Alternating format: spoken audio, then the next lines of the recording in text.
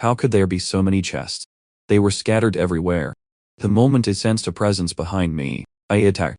Was that just the wind? But I definitely felt a presence. There was an injured person in there. He must be incredibly strong to have survived this long.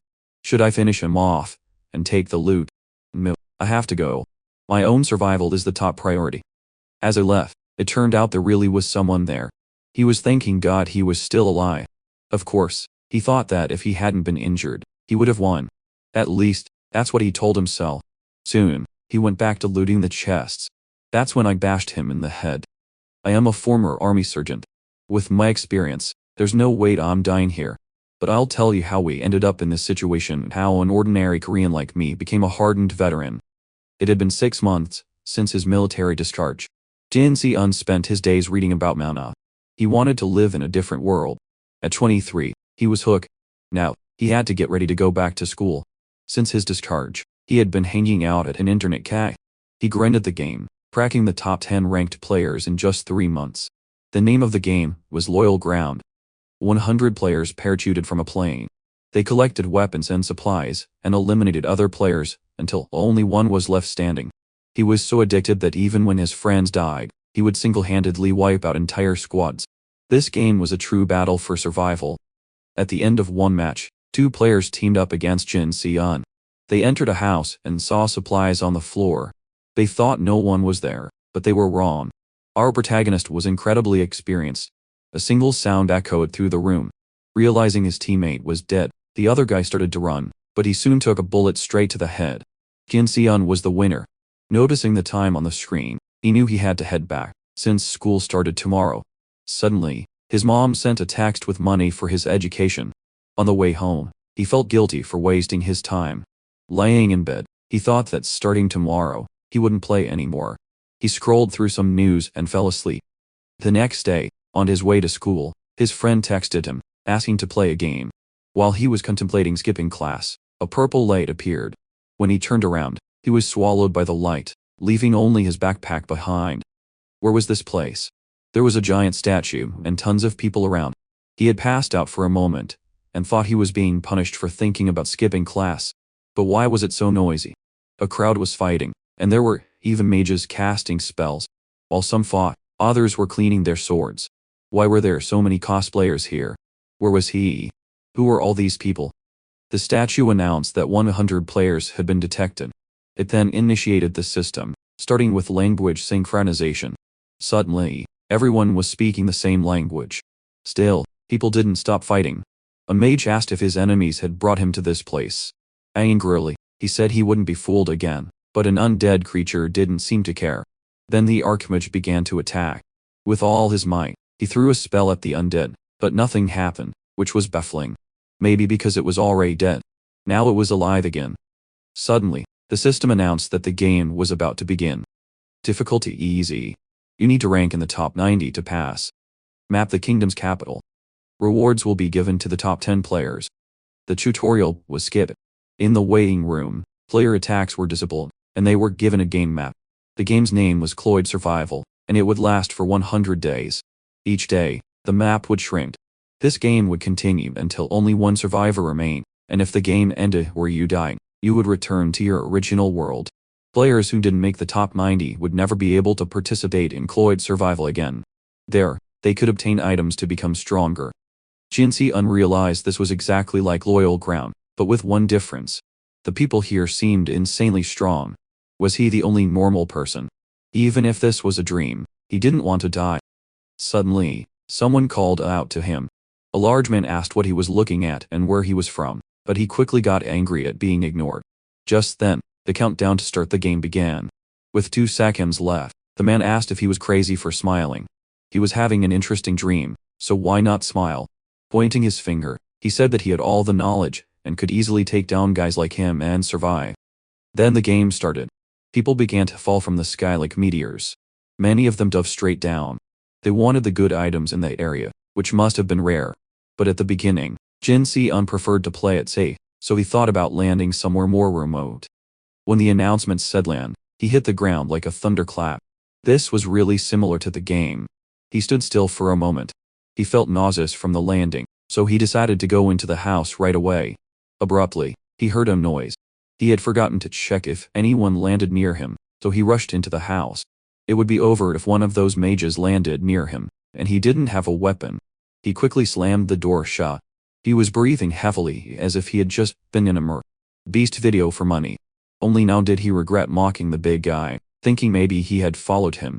But when he looked out the window, it was just the wind. Only then did he go downstairs to loot. He quickly started searching. That's when he bumped into something. It was a heavy crossbow, and true to its description, it was really heavy. He also found bolts. As soon as he picked it up, its usage popped into his head. For a South Korean army sergeant, this was nothing. So, he pulled the trigger, and the bolt shot out like a rocket. This was definitely not a normal crossbow. That thing could easily be turned into an anti-tank weapon. If he learned to use it properly, it would be really useful. After searching a lot, and finding nothing else, he decided to go loot somewhere else. His idea was to make the most of it before encountering another player. He opened the door to check for enemies.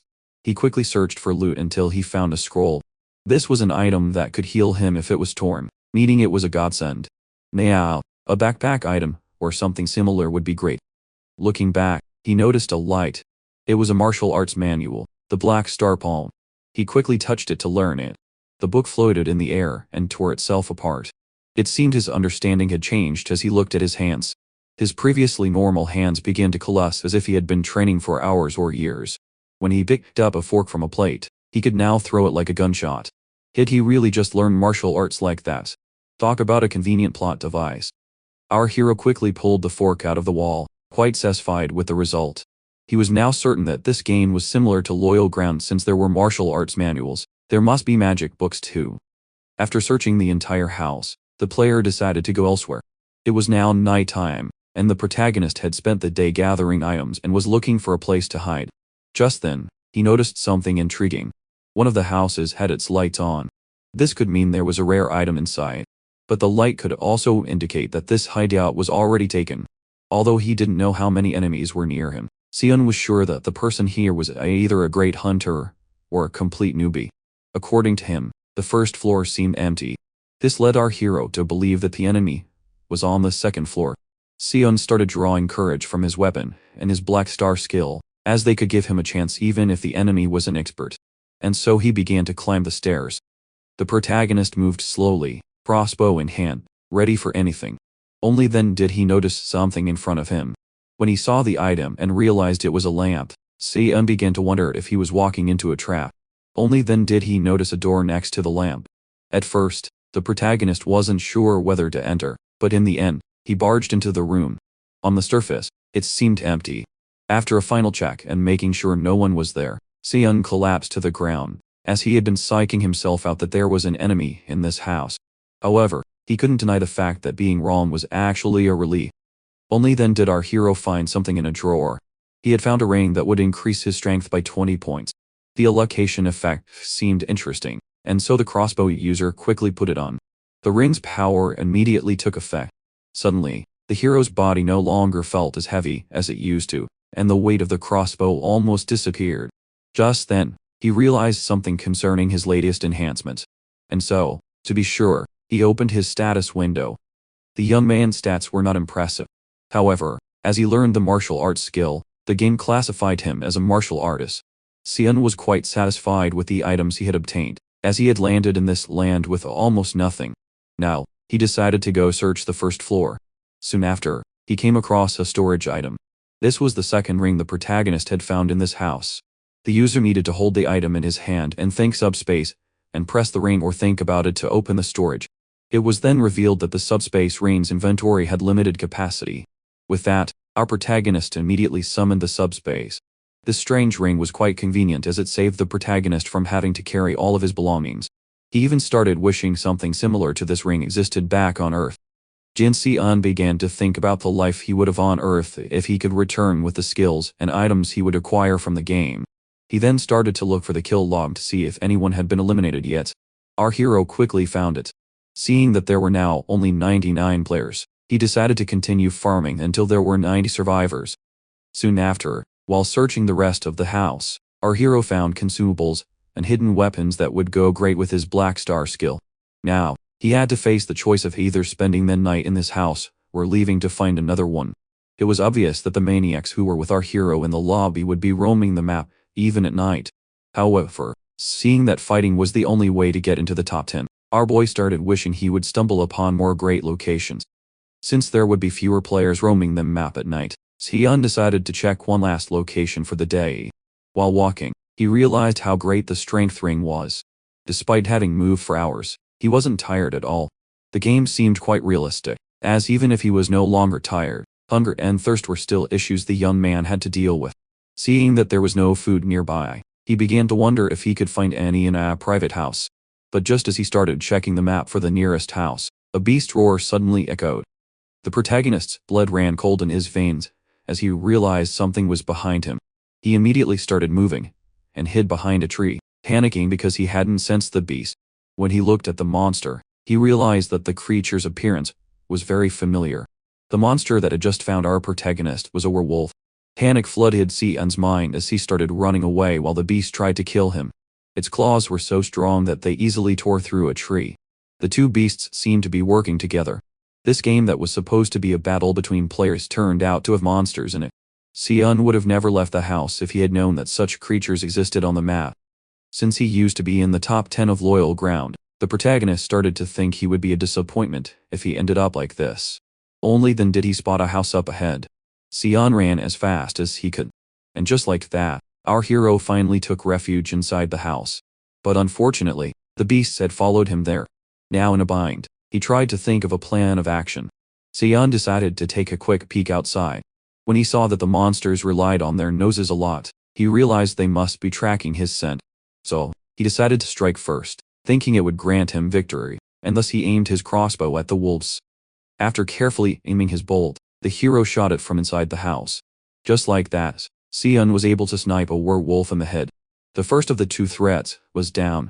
Due to the strength boost, reloading the crossbow became an easy task. But just as the protagonist rushed to do so to shoot the remaining werewolf, he realized something horrifying. The sniper had been spotted.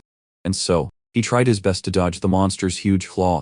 But despite his best efforts, his face was scratched by the beast. The werewolf was now inside the house. It immediately lunged at the human with murderous intent.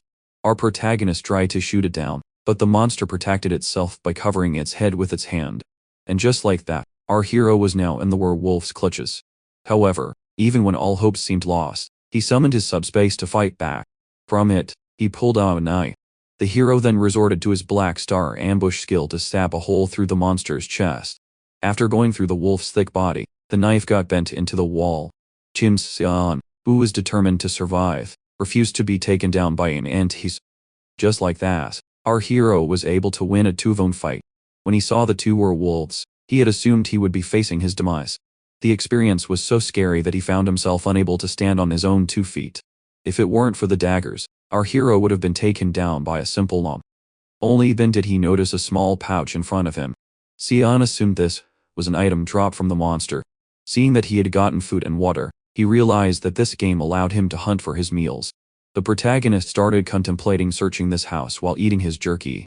He quickly stumbled upon a piece of armor that he compared to a bulletproof vest in his game. At first, the armor seemed too big for our skinny hero, but soon after, it shrunk to fit his small size. According to this system, this item was called high-grade orichalcum armor and would grant our protagonist magic resistance to fire and wind. Sion was impressed, as this piece of equipment had boosted many of his stats. Our hero was sure that this house had more to offer. He was then confused when he felt an item despite not seeing anything. The player assumed this was a hidden item.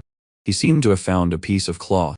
Upon equipping it, the system revealed that it was called the Cloak of the God and would allow its user to perfectly blend into the darkness when standing still. Seeing that this item would make him invisible to detection magic and hide his presence, the protagonist couldn't help but be satisfied. This divine item was perfect for survival, as it would allow our hero to move through the night unnoticed. And so, the young man decided to go test the cloak, as he was sure it would help him on his journey.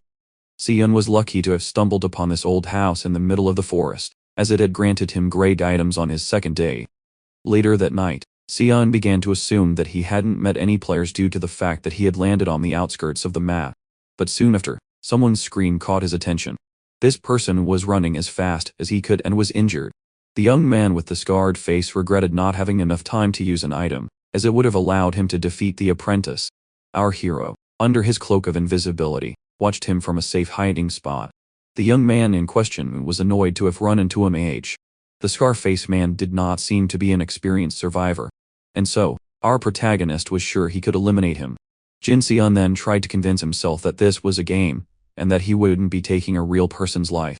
Just then, magic words were chanted. A giant fireball flew past our hero.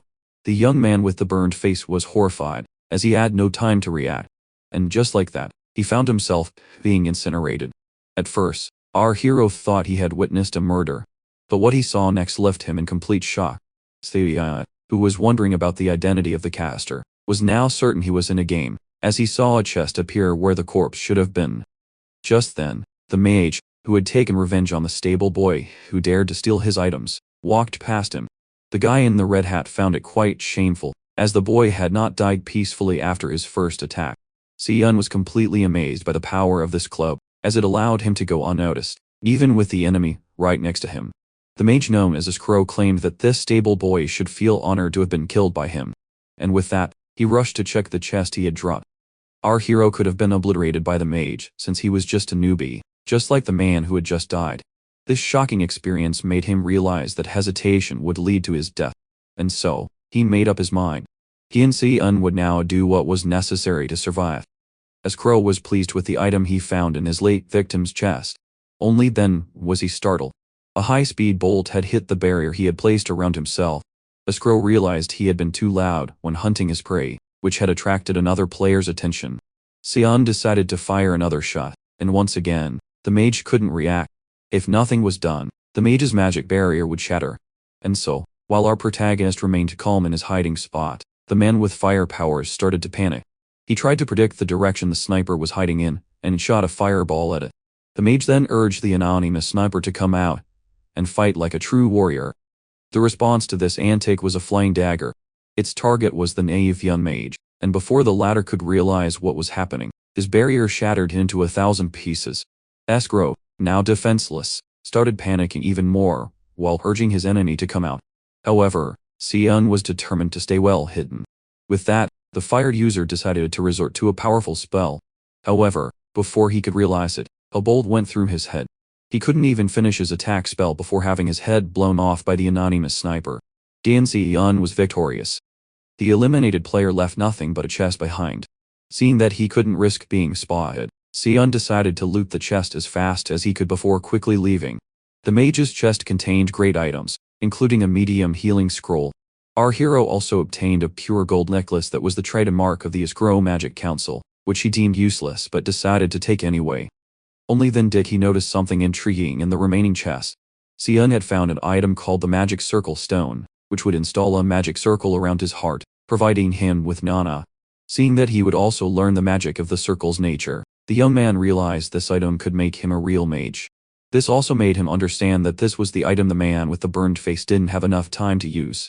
Seon started to pity the man but decided to gladly use his item, and so he poured everything into his subspace before leaving.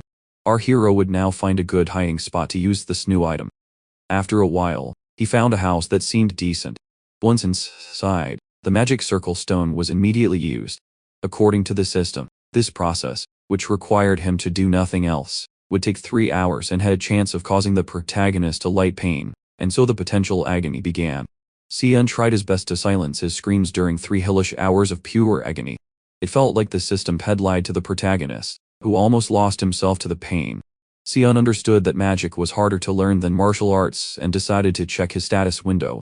From what he saw, the boy was pleased to see that he had gained a mana stat. The young man then decided to check the number of survivors, as 2 had died right before his eyes. But as soon as it opened, the anonymous sniper was utterly confused. More than half of the players had been eliminated. As he looked at the kill log, he realized that many of the survivors had died at the hands of someone called Nam Sigwine. A moment ago, Ian was trying to run for his life. However, unfortunately for him, his pursuer was enjoying the hunt. Only then did he trip on a rock. The man with the giant stone fell flat on his face. Now defenseless, the swordsman started begging to be among the 90 remaining survivors. Seeing that he didn't want the others to pass him, the man started begging from the bottom of his heart. But despite his best efforts, his head was blown up by the one who must have now become a celebrity among the remaining players. Just like that, Nam Sae-kwon left the scene, leaving nothing but his latest victim's chest behind. On the third day of the game, 54 players had been eliminated in a single night. Our hero decided to stay away from Nam Sae-kwon, who had caused most of the carnage. But only then did he realize that he could use this situation to get into the top 10. The hero started wondering about the prizes that would be given to the top 10, hypothesizing that he might be allowed to bring some items from the game to the real world. Seon quickly got a hold of himself as he started dreaming big. As soon as he realized there was a mass murderer among the players, he decided to finish his preparations to change locations. The young man started wondering if the hidden power inside his body had realized he had obtained a magic skill book yesterday. The book in question was the Wind Sphere Magic Book, which allowed its user to create wind spheres corresponding to his power. He didn't think twice before using it on himself. At first, our hero felt nothing different when suddenly spells started popping up in his head. And just like that, he chanted the magic words to activate the spell. With that, 4 mini wind spheres appeared. The young man was somewhat disappointed with the result. For that reason, he threw the small balls away. But suddenly, they exploded in a powerful gust of wind. These tiny spheres contained quite a punch and had the potential to be convenient. But since he had used up all his mana in a single spell, our hero suddenly felt tired. With time, the livable area on the map began to shrink as our protagonist continued to wander its edge in search of more items. Seon started to think that he wouldn't find many players, since their number had decreased so much, and he wanted to farm as quickly as possible before the area got smaller. But little did he know, someone was watching him from above, observing every detail of the young man's journey. The older man was quite curious, and so he decided to keep moving. After half a day, our hero arrived at another housing area. But what he saw there left him quite speechless. The many chests lying around meant that a massacre had taken place in this very location. The young man's instincts then noticed something horrifying, and so he resorted to his magical powers to attack a nearby door with his explosive wind spheres. At first, our hero tried to shake off the feeling. He thought that there was an enemy nearby, but only then did he notice something intriguing. When he looked inside the house, he realized it was stained with blood. This must have meant it was sheltering an injured player. Seon feared that the enemy was highly skilled, as he had survived until now in the game, but was tempted to take him down for the items, seeing that he was wounded. But in the end, he quickly turned back and left the scene, seeing that his survival was his top priority. After waiting for a while and making sure the man in the cloak had left the scene, the player finally came out of his hiding spot. He had hidden at the last minute, seeing that he was about to be found. The man found it quite annoying, as our little hero would have been easy to kill. With that, he decided to loot the remaining chests before continuing his journey. But suddenly, a bolt came out of nowhere and went through his skull. Only then did the player realize what had happened. However, unfortunately, it was too late. Just like that, the trap set by our anonymous sniper worked perfectly. With that, our hero decided to loot the chests before heading to the outskirts of the map. Only then was he startled by a voice pointing out how good he was in situations like this. Seon started to panic, as he was about to be caught by surprise. But the older man reassured the boy that he had only approached him to ask a few questions. When asked for his name, the older man explained that introductions would be pointless, as they came from 2 different realities. This was the first time Jin Seon had met this type of person in Cloyd. And so, as the sun began to set, the older man asked the young man if he had ever played this game before. He explained that he had been observing his rapid progress from afar, and asked him if he knew that none of this was real. Jin Seon, who was shocked for not having noticed the older man sooner, said that this was his first time here and that there were similar games in his world. The nameless man was surprised by this, as he realized that the young man in front of him was truly from another world. Jin Seon and the older man then noticed that the third day's night had begun. When asked about the size of the moon on Earth, the boy realized he had never noticed how big the moon was here. As it turns out, the moon in both Seon's and the older man's realities was smaller than the one in this place. The older man explained that he was interested in the game's protagonist, who assumed they were in danger of a surprise attack here. Thus, the nameless man proposed moving to a safer location to continue their conversation. While our hero asked for a guarantee that he wouldn't be betrayed, the older man ignored his question and reminded him that he had to stay silent at all times. He then started jumping from one tree to another, while explaining that silence was the only way for them not to be detected. However, the older man was moving a bit too fast for our nerdy protagonist, and just like that, The two of them arrived at a different location. At that point in time, our hero had no idea how much this encounter with this man would affect his life. Later, in a different part of the map, safe on a tall tree, Hun, who was afraid of falling, explained that his modern world had created virtual games similar to this one. Sion started wondering for how long the elder had been following him, since he had witnessed firsthand how fast he had grown. He then answered the question our hero was thinking about by explaining that the two of them had landed in the same location. At first, the older man wanted to spend the whole match alone in peace. However, he ended up following our hero, because he wanted to ask him why and how they were dragged here.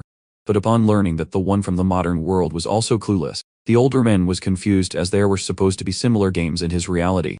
Sion explained that he was referring to harmless games that literally harmed no one, and that nobody knew why the game's creator had brought them here. The older man quickly understood what the young man meant, but as intriguing as this was for him, he claimed that this game would be someone's golden opportunity.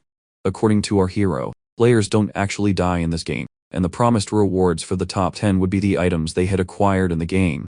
The older man understood that the protagonist was referring to the gear, martial arts, and skills he had learned on his journey. Sion explained that unlike the older man who must have had an easy life, powers like magic could actually pull him out of his misery. It was easy to see that the older man was a respected martial arts master, unlike our poor boy who saw this game as a way to get an easier life. Sion was then startled and rushed to ask the laughing nameless master to keep it down. As the conversation continued, they realized they didn't even know how to access the map. With that, Sion and the old master spent the night talking to each other as he explained in detail to the older man how the game worked. When dawn finally arrived, their feet finally touched the ground.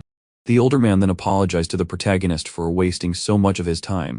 However, the aunt, who valued the stories about the older man's world, didn't mind this, as being next to the older man was the safest place to be.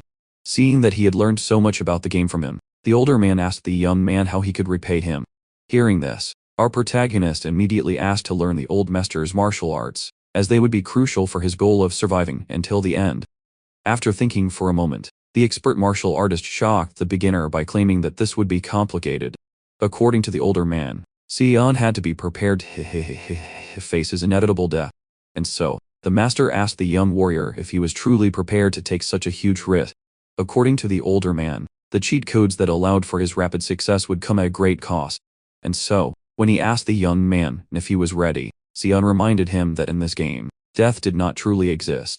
In that case, this method was doable, much to our protagonist's excitement. Sion became excited when the older man explained that there might be a glimmer of hope for him. With that, the master decided to check how much internal energy his disciple had. But what he found left him in complete shock. The boy was so weak that even the older man's dog had more energy than him. Sion did, after all, come from a reality with no magic. With that, the student was told to sit cross-legged. Everything was now set. The older man explained that the young man would now experience a horrifying pain, and that he wouldn't be able to react. According to him, if the agony was not endured, the result would be death. The protagonist's senses were sharpened to the point where the air felt like knives on his skin and lava in his lungs. Just then, a strange thing started happening as our hero was hit by a sudden sensation. Sion began to scream in pain and agony. The experience was so intense that the young man thought he was about to face his demise. But only then did it happen. As he dived deeper into the sensation with his enhanced senses, he suddenly saw himself as well as his master. Despite the internal screams, externally, the player seemed completely still. And just like that, the experience ended. After this horrifying experience, our hero's stomach was turned upside down. The older man explained to the hero that the fact that he had survived this method meant he had the potential to grow. Things would now be different, as the elder had changed the flow of ki inside the young man. The master then pointed out how his student wanted to quickly gain power and had used a piece of his own soul to create an absorbing gate. Normally, humans could only absorb ki by breathing. However, this new gate would make things different for our protagonist. According to the older man, the flesh, mind, and spirit that make up a human being are all connected by life energy. He then asked Sion about what happens to the energy when someone dies. The boy hypothesized that it would die with its owner.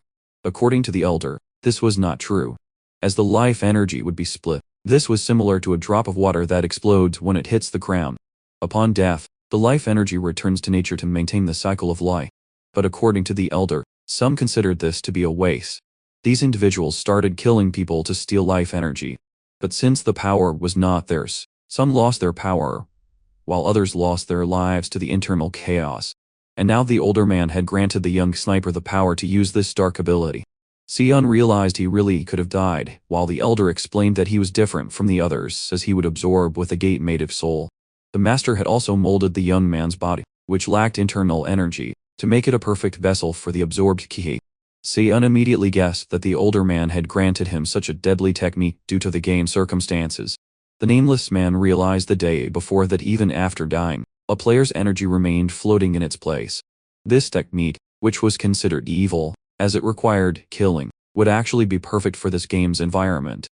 According to the older man, if the young protagonist continued killing to survive, he would become incredibly powerful by the end of the game. And so, with that being said, the master decided to bid farewell to his student. Just then, Jian asked to know the name of the man who had granted him this great gift. The older man introduced himself as the Serene Hermit, Dangju Chen, and revealed the name of the forbidden technique to be the Infinite Internal Energy Technique. And so, when the hero claimed he would forever remember the hermit's grace, the latter advised him to work hard to gradually increase his power. Du Qin then opened the quite useful map the player had shown him. Finally, the older man asserted to the young man that he would look forward to their next encounter. And just like that, the hermit went on his way. It was no surprise to the anonymous sniper to see his master quickly disappear. This made him wish for a technique that would allow him to move his body more easily. With that being said, Sion decided to focus on the game, and head to the outskirts of the permitted area. Due to his incredible speed, the master had brought the young man and himself to the center in no time. But now, alone, the young man had to walk for half a day to return to the outskirts of this incredibly large map. The player then spotted a house with its lights on. This could either mean the place was completely empty or sheltering a completely inexperienced newbie. Despite this, Sion pushed forward as he was determined to conquer this house. Our hero silently entered. He tried his best to sneak in without making a sound. And just like that, the relieved protagonist turned off the lantern's light. However, he couldn't help but be disappointed. Although safe, this house only had a little food and a small healing scroll to offer. Sion then quickly realized that he couldn't rest last night because he had spent it talking to his master, and so he decided to get some sleep. With that, our player had a peaceful night's sleep. The 5th day of the game quickly arrived. Our hero was enjoying his last few minutes of sleep.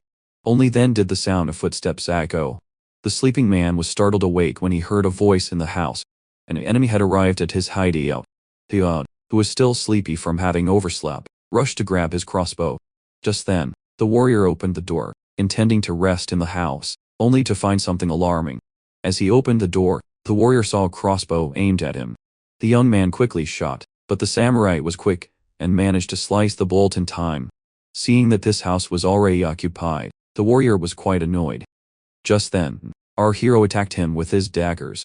The samurai, who kept pushing forward despite the damage, criticized his opponent for daring to use a hidden weapon. Only then was he grabbed by the head. The man was then slammed hard to the ground. Sion then quickly kicked the sword out of his hand.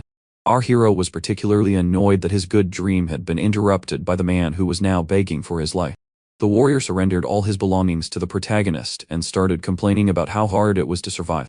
But the young sniper didn't care at all as he mercilessly stabbed the samurai in the head. And just like that, the warrior known as Xiaolong met his end at the hands of Jin Si-un, who was also struggling to survive the game. After his latest kill, our hero noticed something intriguing as the chest left by the samurai had a sort of green aura around it. The protagonist quickly realized this was the energy his master had mentioned. Even the blood on his finger was emitting this energy. Our hero had now come into contact with the so-called ki. Just then, the absorption process began to take place. Sion felt an immense power flow through his veins as he had his first taste of life energy. The energy absorbed from a single person made our protagonist feel incredibly relieved and filled with power. Seeing this, he rushed to check his status window. Sion now had an internal energy stat, having gained 20 points. This made him feel even more grateful for the older man's gift and made him determined to secure more energy, even if without getting his hands dirty. The survivor then decided to check how many players were left in the game. But as he opened the kill log, he was completely shocked. On the 5th day, a total of 76 players had been eliminated. Just then, something changed on the screen. The number of survivors had just dropped from 24 to 23. Nam Sag Kwine, with his martial arts, had been able to kill someone named Calvert Stappen. Somewhere else on the map, someone was about to face his demise. However, before passing away, the player uttered the name of his killer. And just like that, nothing was left of him but a chest containing his belongings. Nam Se-guan was quite disappointed that the player, who was the one to attack first, was so unexpectedly weak. Annoyed by all of this, he decided to check the kill log. There were now only 22 players in the game. For some reason, the name of our protagonist appearing in the kill log seemed familiar to the martial artist. Meanwhile, that same protagonist decided to avoid Nam Se-guan at all costs. He knew very well he wouldn't stand a chance against him, seeing how much he had struggled to kill a nobody. With that, our hero decided to loot the house before the map shrunk even further. Seeing that the samurai had only left behind mediocre items, it was safe to think that he could have won the fight if he had better items. Our hero decided to disappear into the wilderness until the number of players decreased even further. 7 days had passed since then. Sion realized how great his luck had been at the beginning of the game. For 7 days, all the loot he had acquired from hunting could be considered completely useless. And since the anonymous sniper had been hiding in the outskirts of the map and constantly moving, he hadn't stumbled upon other enemies. On the 12th day of the game, Sion was fed up with constantly eating jerky. Now, in front of a bear, he started to think about how there were only 20 players left in the game. As soon as he put his hand out of the barrier, he felt as if it had been paralyzed. The hero, who would have been frozen outside the zone, started thinking about how all the remaining players were being cautious, and that the madman was the only one killing. Just then, the young man noticed something intriguing. As he saw the giant smoke cloud forming over a nearby area, Sion deduced that a big fight was taking place. The madman was almost out of breath. A group of strong players had teamed up to find and take down Nam Se-guan. The player found it quite pathetic that they had all ganged up on a kid like him, but was glad they had saved him the effort of hunting them down. Nam Se-guan then asked the ones who were after his life if they had prepared for death before coming here. And just like that, the boy jumped into the air. At first, the players assumed their target was trying to escape. But soon after, the boy grabbed one of their skulls and made it pop as easily as a balloon. This left all the others utterly horrified. Nam Se-guan then decided to take down the second player. In the blink of an eye, the madman started tearing through countless players. This battle could not be categorized as a fight. In fact, one could even describe it as a full-on massacre, seeing how mercilessly the players were being slaughtered. The kill log made it clear that if nothing was done, Nam Se-guan would become the undisputed champion of this game. Meanwhile, our shocked protagonist watched in horror as the madman started adding more and more names to his deck. Seeing this, our hero started to think that Nam Se-guan must have been using some kind of cheat code. In the end, the weak players could do nothing against such a powerful young man. He was particularly annoyed at being forced to bathe in his enemy's sticky blood. With that being said, the madman decided to go find a place to wash up. Some time had passed, and it was now nighttime. Someone arrived at the scene. The man with the pointy ears recognized the bloody staff as his colleagues. Seeing this, the elf swore in the name of a scroll to avenge his fallen comrade, Belitha. 89 of the 100 players had met their demise. Our hero only needed to wait for one more death to enter the top 10. He also realized that he needed to get better gear if he wanted to stand a chance against the almighty Nam Se-guan. The young man then spotted a mansion that would be swallowed by the restricted area by tomorrow morning, and so he rushed to it, claiming this was the last place he could farm in peace. Sion quietly opened the door to check if anyone was inside. Our hero was amazed by the mansion's interior. Unlike the tiny houses he had been visiting, he was now in a large and well-decorated establishment. He then stumbled upon the royal guard armor that required him to have 110 strength to wear. Scum, who had a pathetic 30 strength, had no choice but to leave the powerful item behind. As he continued to search the mansion, he noticed another interesting item. Our hero had obtained a clairvoyance elixir that would allow him to increase his internal energy and had a 3-hour cooldown. This item had amazed our hero and made him wonder if this mansion was only filled with incredible things to loot. He even found a martial arts manual titled Secret of the Indestructible Fist. And just as our marksman started thinking that these items would require him to hide somewhere like the magic circle stone, he suddenly stepped on something hollow. Sion was intrigued. He had now found the entrance to a space warehouse. But just as he was about to enter, a huge explosion suddenly occurred. And before our protagonist could realize what was happening, he had instinctively dived out of the window. Our hero had a hard time keeping track of what was going on. Nevertheless, he managed to escape, being blown into the bushes at the last second. And just like that, Seon fell into a bush near the mansion. This was quite confusing, as Seon had been certain that no one was following him. Only then did he see something that caught his attention.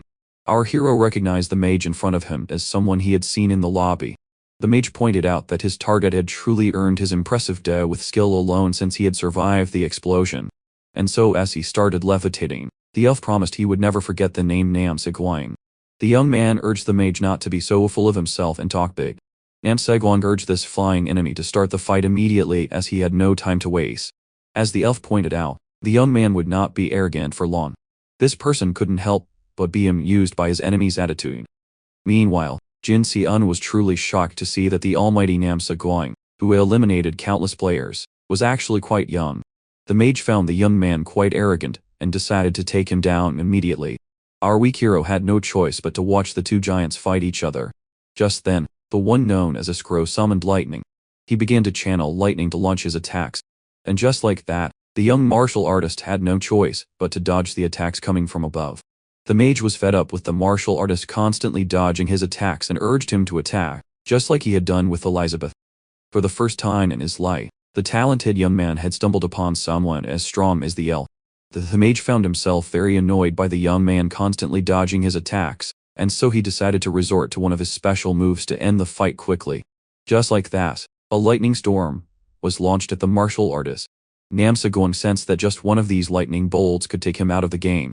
Despite this, he remained calm and tried his best to dodge all the incoming attacks. With that being said, the warrior jumped as high as he could. The mage was startled, because despite flying high in the air, Nam Se-gwang had managed to close the distance between them. With that being said, the young martial artist prepared to launch his finishing blow. The mage claimed that his strength alone couldn't break his magic barrier before slicing the young man in half with his staff. At first, it seemed that the infamous player had finally met his end, but only then did he disappear. The mage realized he had just taken down an afterimage. Soon after, something intrigued the viewer. Seon was amazed by the elf's power, which had overwhelmed even the madman, and how he was actually strong enough to stop a train. Escroviba sized that his opponent must have escaped his range, seeing that his detection item couldn't find him. And with that being said, the elf swore out loud that he would take the young martial artist's life in their next encounter. Meanwhile, the young man in question tried his best to escape. For their next encounter, Nam Se-gwang was determined not to be caught by surprise as he was today, and finally end the mage's life. However, the young martial artist's current priority was to escape to get some rest. After the fight, the mage returned to the ground, and started to quietly observe the area. However, he failed to detect our hero due to his magic cloak. Seon then hypothesized that neither the mage nor the powerful martial artist would return to the battle scene anytime soon. And just like that, he was able to locate what he was looking for. Now in front of the warehouse's entrance, Seon began to imagine it was filled with important items and great treasures. On the surface, the stairs went down. However, seeing that it seemed no one had explored this warehouse, our hero decided to be the first one in. The lamp he had stolen from one of the houses turned out to be quite useful. And so, upon reaching the bottom of the stairs, he hung it up. Seon had now reached a food storage area. This particularly disappointed him, as he had been hoping to find some items, only to stumble upon food. His growing belly, which had been filled with disgusting jerky, until now, wasn't that disappointed. And so, after an hour, our hero was finally done eating. The young Korean man would have loved to have some more rice with this meal. However, he couldn't be picky. With that, satisfied, he looked at the martial arts book he had acquired. Seeing that this book was about an extinct martial art created by a mocked man who wanted to perfect the art of the fist, Seon was quite disappointed. But just like the food, the survivor couldn't be picky about his skills. After thinking for a bit, the protagonist decided to drink the elixir before trying his new martial art. At first, the young man hesitated, as his first experience with the magic circle stone was truly painful. But his obsession with power made him drink the elixir immediately. And just like that, the process began. Seon could feel the mana surging through his body but deemed it to be too little compared to the energy he had absorbed before. Due to the elixir's power, Seon had lost the ability to move his body for 3 hours. And after a long wait, he was finally in control of his body. The sniper, who had to wait for 3 hours, found himself exhausted. The one who had hidden in the forest for 7 days was grateful for having survived the battle between the mad martial artist and the great mage. And with that being said, our hero finally went to sleep. Just like that, a long day had finally come to an end. It was now day 13. As soon as dawn arrived, our hero opened the warehouse's cellar door. He was not surprised to find himself next to the restricted area, and decided to check the kill log. There were now only 10 survivors in the game. But just then, the young man noticed something intriguing. According to the system, the kind older man from before had committed suicide. Sion Heba sighs that his master, knowing that death didn't exist in this world, must have tried some crazy training method. Our hero found this to be the only plausible explanation, and was disappointed by the fact that he only made it to the top 10 due to the hermit's death. His cloak then got stuck in the restricted area. Seeing that the map was shrinking more and more, our hero decided to move immediately before being swallowed by the restricted area. And with that being said, the survivor continued his journey. Sion planned to avoid fights as much as possible. For someone as weak as him, this would be the safest way to climb the ranks. When suddenly, our hero felt something coming. Sion dodged the almighty attack at the last second. This giant fireball had almost caught him by surprise. Only one person came to his mind, seeing that he had been attacked by magic. And as it turns out, what he feared was true. The human now in front of Sion was the great mage. The elf was somewhat disappointed, as his detection item had not identified the mad martial artist, but an unknown marksman. Sion was at fault, as he had been so engrossed with his newfound speed after absorbing energy that he had forgotten to stay alert. The elf then asked the human if he knew Namsa Guang's whereabouts. The mage claimed that the marksman would be eliminated if he didn't answer his question, but little did he know, his target was closer than expected. The mage explained to the young man that he would only spare his life if he told him his target's whereabouts. But our anonymous marksman claimed he couldn't know the mad martial artist's location. Only then did the young man see something shocking. Just as the elf was about to eliminate him, something lunged at him from above. And just like that, the young man had collided with the great mage's magic barrier. Escrow was caught by surprise. Namsa Guang, who was now fully recovered, pointed out that the mage must be out of mana. Our protagonist was shocked to see the genius martial artist appear out of nowhere. With that being said, Namsa Guang decided to eliminate his target, and just like that, his punch shattered the magic barrier. Escrow mocked the martial artist's power and explained that such attacks couldn't harm him when suddenly he started bleeding. Namsa Guang asked the elf if he was familiar with internal energy. Among those arts was one called shockwave technique, and one of the few who had mastered it was shocked to find himself resorting to it. Namsa Guang explained that Escrow should feel honored to be the first player to suffer this technique. And just like that, the pointy-eared man's vocal cords were torn. Now unable to speak, the great mage wouldn't be able to chant his spells. According to the little beast, the elf could have easily been one of the strongest survivors in the game if he hadn't messed with him. It was a miracle for our weak protagonist to see Namsa Guang ambush the mage. And so he decided to make his escape immediately, while the monsters were busy with each other. Despite this, Sion couldn't take his eyes off the fight. Just then, the great mage was stabbed in the stomach. It was safe to say he was now completely at the martial artist's mercy. Watching the untouchable great mage being humiliated by the martial artist was an intriguing sight. But upon seeing it, only one thought crossed our protagonist's mind, paralyzing all other feelings. Jin Sion started wondering how much his own power would increase if he absorbed the life energy of these two giants. His hunger and obsession with power were now taking over. Namsa Guang started mocking the arrogant elf for being beaten like this and laughed at him for not even being able to say his last words. Escrow, who had lost his throat, was truly unable to speak. However, he told the martial artist about his beloved student, Eliza Abbott, whom he had killed via telepathy. According to the mage, Eliza Abbott, who was his dearest student, was rejected by society and the university just because of her gender. But as the elf rambled about his regrets, Namsa Guang claimed that she must have been dressed as a man since he didn't remember killing a girl. With that being said, everything was set to finally take down the martial artist. This person did not understand what the man on the verge of death was trying to say, but our protagonist immediately noticed that something was wrong. Sion looked up at the sky. An orange light lit up the blue sky. From the sky, a meteor was plummeting toward the map. According to the young martial artist, this should have been impossible, since he had taken away the mage's ability to chant. So Escrow revealed that, as a great mage, he could sacrifice his mana and life force to cast Armageddon, the ultimate spell. And just like that, the powerful martial artist started running away, sensing that the elf would drag him to the grave with him. Our little hero did the same, and regretted not having fled the scene sooner.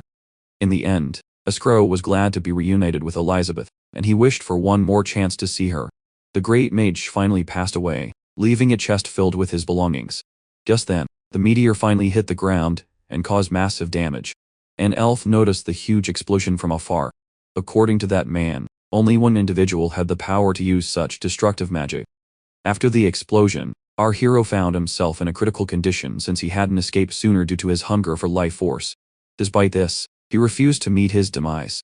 Sion had now used the healing scrolls he had accumulated to heal himself. This time, he managed to escape death's clutches thanks to an elixir he had taken. Seeing that the wounds were gone, but the pain remained, the marksman decided to use more healing scrolls. And after using a bunch, he was finally able to breathe normally again. This catastrophe had drained our protagonist of healing items. Sion then decided to check the kill log. Due to the late Great Mage's final spell, our hero would now be unable to absorb his life energy. However, to his surprise, Namsa Guang seemed to have survived, as his name was not mentioned in the kill log. Only then did his ears hear someone crying for help. Sion quietly went to check the source of these cries, and just like that, he stumbled upon the source. Our weak hero was shocked by what his eyes were seeing. The powerful martial artist was on the verge of death and couldn't use a healing scroll on his own.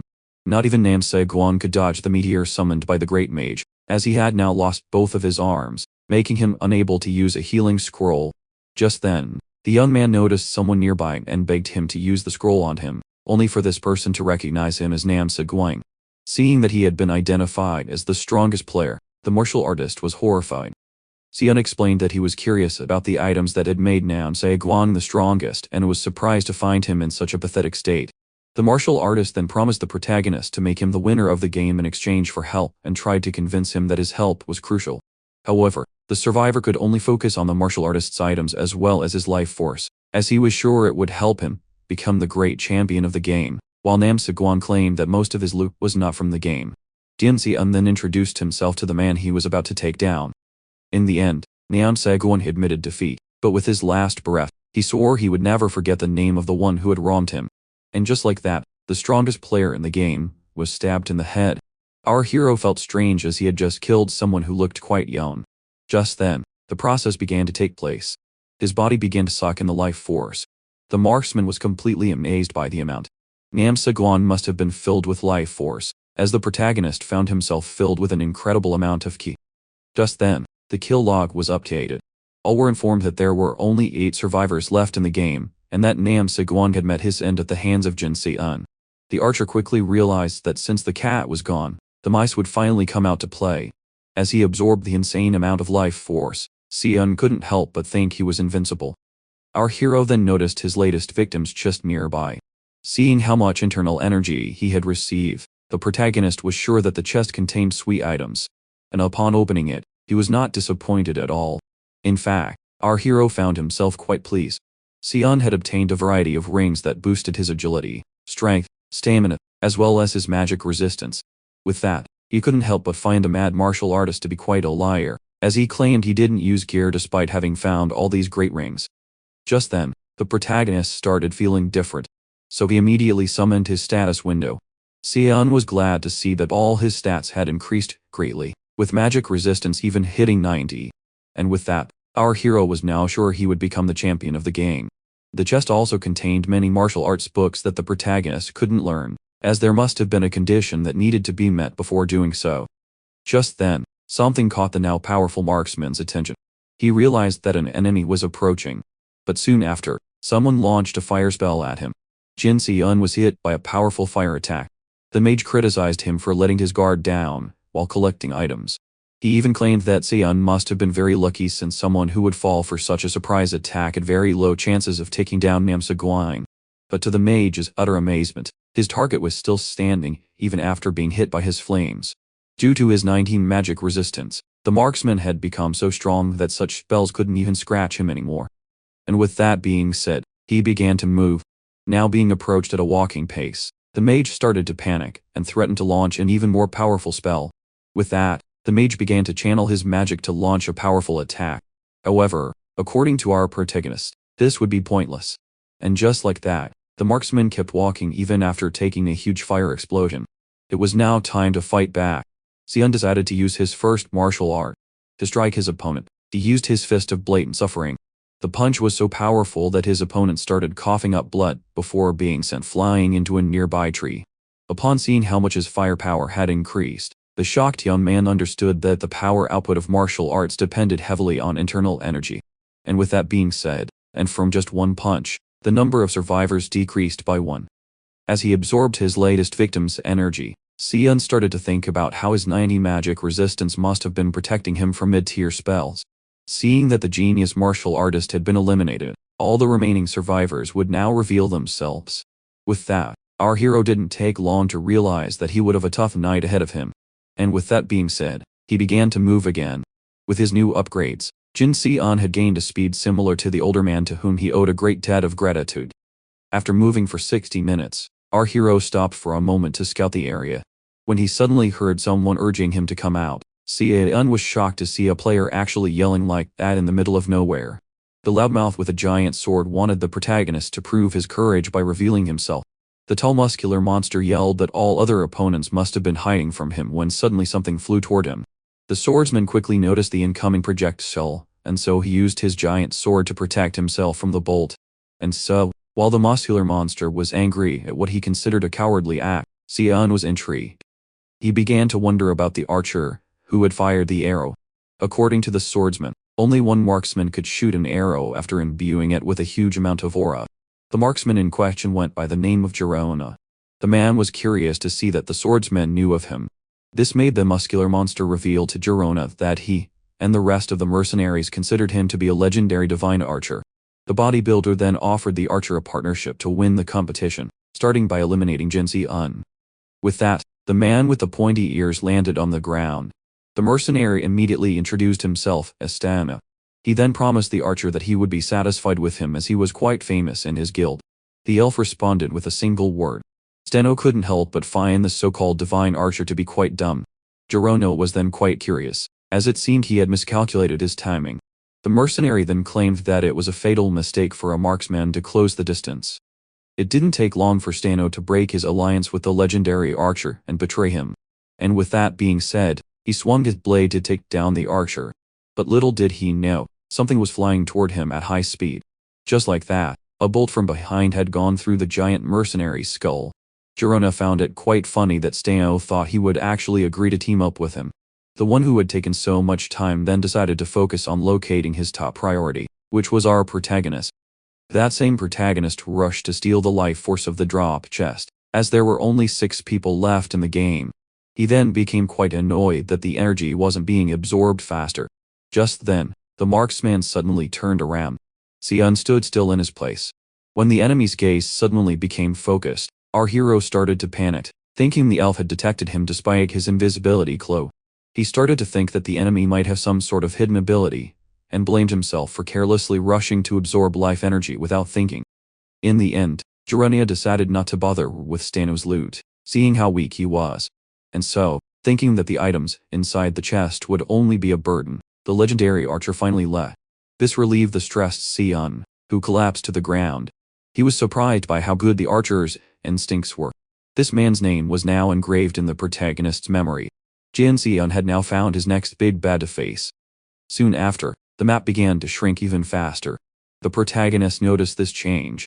Despite the fact that there were 87 days left, Xian assumed that since most players had been eliminated, the shrinking speed must have increased. Only then did he stumble upon a difficult spot. Our hero was now in front of a wide open area. All players would immediately know his location if he happened to get into a fight in this tall grass. Suddenly, someone attacked. The protagonist backflipped in retreat, and upon seeing the green blades coming at him, the invisible man was shocked. So as the attack rained down on the ground, Xian managed to dodge all the incoming attacks. It was surprising to see someone perfectly targeting him, seeing that his cloak should have made him undetectable. And just like that, the enemy attacked him once again. Seeing that the projectiles were now more numerous than before, Xian realized his only option was to fight head-on. And so, the invisible man got into a fighting stance. Xian would now try to believe in his internal energy, as this was all or nothing. With that being said, he used his extreme fist. The attack of his fist created a powerful shockwave that shattered all the attacks on impact. Our hero had just realized how much he had underestimated his own power. Just like that, he jumped high in the air. His priority was now to locate the one who had attacked him. Just then, something caught our invisible man's eye. The enemy was finally spotted. That same man was shocked to see that the attack he had invested all his energy into was countered by a single punch. Just then, an unexpected thing happened. Someone was stabbed, and blood was sent flying everywhere. The mage was shocked to see that someone had stabbed him from behind. His killer blamed him for not saving a bit of mana to cast a shield or even a detection spell. This discreet character claimed that hiding was his specialty, as he was an assassin. And just like that, one more player was down, reducing the number of survivors to 5. Just then, our hero landed on the ground. The assassin immediately recognized him. Jin Xian had now become a celebrity, as he was the one who had killed Nam Seguang. He then explained to him that for this reason, all other players must have been hunting him down. The assassin then explained that he had never failed to take down a target before. With that being said, each survivor made his move. The marksman and the assassin were now charging at each other. But the one with the blades claimed his opponent lacked speed. And just like that, the assassin was the first to strike. Our protagonist's arm was now filled with wounds. Then, who realized his opponent was tough, was able to survive the slashes, because he had covered himself in a layer of internal energy. The assassin then explained that his victory was certain since he had always succeeded when taking down targets in the dark. Our hero was quite annoyed, as this was his first time facing an assassin. But upon realizing that his opponent's power was related to the dark, he suddenly had an idea. With that being said, the assassin decided to end the fight. He started to use one of his skills. The assassin suddenly disappeared. He then quickly closed the distance between him and his target before launching a double slash that should have cut our hero in two. Just then, Jin Xian, who had made the enemy attack his afterimage, ordered his stealth technique. However, the assassin's skill was no match for our protagonist's stealth claw. After grabbing his opponent's arm, Xian, who was now behind his target, explained that he had located him by sensing his internal energy. He then urged the enemy to keep talking big before breaking both of his arms. The assassin started begging for his life and promised to help our hero fight the other opponents. But before the man could even finish his sentence, Xian broke his skeleton, launching the finishing blow. There were now only 4 survivors left in the game, as the one named Tamarind had met his end at the hands of the protagonist. The martial artist then successfully absorbed the energy of the assassin as well as the mage and rushed to loot their chests. However, while searching Tamarind's chest, Xian found quite an unexpected book. This skill book would allow him to summon a number of clones of himself corresponding to his internal energy. If the assassin knew how to use internal energy, he would have been quite a problem with this book in hand. As for the other chest, it contained the Eye of Carmen, which could locate even the most hidden targets. But the hero couldn't learn it because his magic circle was too low. And so, as the protagonist began to realize that his invisibility cloak was not invincible, something flew toward him from above. Xian instinctively tilted his head to avoid the incoming projectile that would have gone through his skull. He was intrigued to see an arrow in front of him. It didn't take long for our hero to realize the identity of the one who had shot it. Suddenly, a giant object flew toward the protagonist. This was the first time Xian had seen such a spell, and he was sure the archer wasn't the one who had cast it. Seeing that he couldn't dodge the incoming spell, our hero had no choice but to face it head-on. And so, the heavy rock was met with an extreme straight fist. After many attempts, and after enduing his fist with a lot of mana, the young man was finally able to shatter the giant rock. It didn't take him long to understand that he was now being attacked by 2 players at the same time. Just then, someone complimented the protagonist's strength. Xian then narrowly escaped the lightning-fast frost. He then continued to keep his distance from the enemy. As it turns out, our hero now had to fight 3 enemies at once. The 3 of them had gathered to take him down. Now in front of Center, the king of Kursaman, Harian, the right hand of the demon king, as well as Jarona, the divine archer, our poor protagonist, who didn't even have a cool title, found himself in quite a predicament. The 3 men asserted to the young man that they would end his run. Now before a team united against him, the best option would be to create conflict between them, which was impossible since they were strangers to him. Just then, the dark mage came to greet the king of Kursaman. Centric was disgusted that a dark mage would dare address him. So the mage apologized, and reminded him that ranks did not exist in this place. Seeing that the mage was now offering the king a partnership, he realized that the 3 opponents had just happened to arrive at the same time. With that being said, they decided to rid our hero of his invisible power. Just then, the dark mage launched his spell. A powerful light suddenly appeared. It was so powerful that it almost tied up the protagonist. The Demon King's right hand made it so that there was no darkness for the young man to use as a hiding spot. This was quite alarming, as the invisibility cloak could only make its wearer disappear by blending into the nearby darkness. The mage explained that he wanted to express his gratitude to Nam Seguin, who had taken down his enemy, the Great Mage.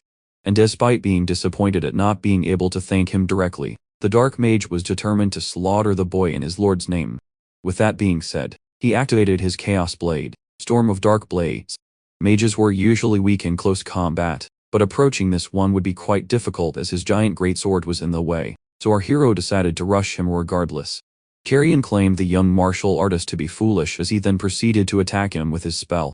Xian needed to use his internal energy to shield himself from the damage as much as possible to get close and take down the mage. Our hero kept taking cut after cut. His cloak was now damaged and would only regain its power when repaired. This spell had put him in a tough spot as both his cloak and his energy shield were now being destroyed. The Dark Mage was shocked to see that the young man, who was now taking his spell, had not yet been turned into chunks of meat. But from behind the numerous slashes, the splitting fist was suddenly activated. Only then did he step forward. Xian, covered in his own blood, rushed at his opponent with a straight punch. But the mage claimed the young man's efforts were futile as he used his chaos, Hand of the Dead, Touch of the Dead. Suddenly, hands of the dead started rising from the ground. The hands were numerous and reached high. This was the first time our hero found himself against such a skilled enemy. Just then, he used his phantom stats. And just like that, our hero managed to escape. The Demon King's right hand was shocked to see that the martial artist he was up against had the power to create afterimages. Just then, Xian closed the distance and prepared to launch his finishing blow. Only then did a third party decide to intervene. The tip of the rapier had gone through the Dark Mage and stabbed the young man.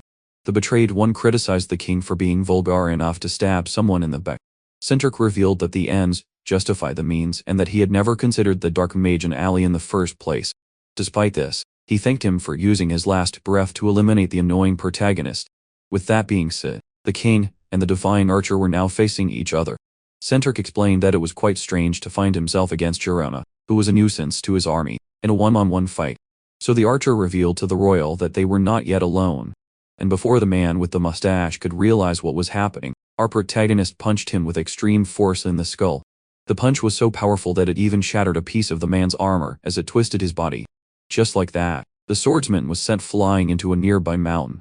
Xian then tried to catch his breath. Now facing our hero, Girona explained that he must have dodged the king's attack by using an afterimage. With that being said, Xian urged him to stop talking and start the final battle. Girona found it funny how everyone was in a hurry, and made it clear to the young man that he still had a fight to finish. The king, who was still alive, found it quite annoying to have been hit by a surprise attack. The king then praised the young man for having escaped his blade, and for having enough power to shatter his fine armor. For some reason, our boy tore his shirt before asking his opponents if they wanted to attack him at the same time or fight individually. Centric decided not to hold back anymore. And just like that, the giant man began to move. The earthling was shocked by the speed this person was demonstrating. In the blink of an eye, the rapier had gone through our protagonist's arm. Centric was confident he was the fastest in the game and explained that he had paralyzed our hero's left hand, making him unable to use his technique. Xian started to panic as his opponent, who looked like a muscular monster, turned out to be a stamina monster that he couldn't even track with his internal energy. Despite this, the young man refused to lose when he was so close to the top.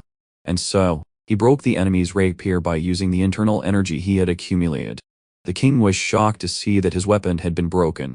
The protagonist then quickly grabbed the piece of the sword left in his arm. He then used his throwing skill to launch it at high speed, but the king managed to avoid death at the last second. Despite this, the man with the mustache was particularly annoyed, seeing that his face had been wounded. Xian then resorted to a healing scroll. The king found himself unable to ignore his opponent's determination. For that reason, he used the aura blade from his sword to create a new weapon. Centric began to praise the skills of his young opponent, seeing that he had pushed him to the point of using his aura blade. Jin Xian's arm was now fully healed. With that being said, our hero resorted to his phantom steps, using all his power to create clones of himself. The swordsman found the martial artist's tricks to be quite annoying. Both Jin Xian and the king of Kherson were filled with a burning desire to win. Meanwhile, the third survivor was watching from afar, urging them to end the fight immediately. The divine archer was starting to get bored waiting for one of the two to win and come challenge him. The protagonist decided not to hold anything back against the king. That same king asked him to stop talking nonsense and start acting. Sinturk had to find a way to take down the protagonist in 2 minutes, as this was the duration of his blade. The young man realized his end was near, seeing that his internal energy was almost depleted. With that being said, the speed giant as well as his shadow clone using opponent rushed at each other. The king tried to kill one of them with his rapier, only for the other one to hit him in the back. The blonde man immediately attacked the one who had hit him from behind. But to his surprise, he felt like there was nothing on the other end of the blade. Seeing that it was a clone, Sinturk was determined to take down all the afterimages, as well as their creator. When suddenly, he was punched in the face. One of the martial artists had managed to land a sneak attack on him again. Seeing that this hit had an impact, he assumed it was the real Se-un. Our hero then asked his opponent for his opinion on the punch. He also asked him to stop looking for his real self.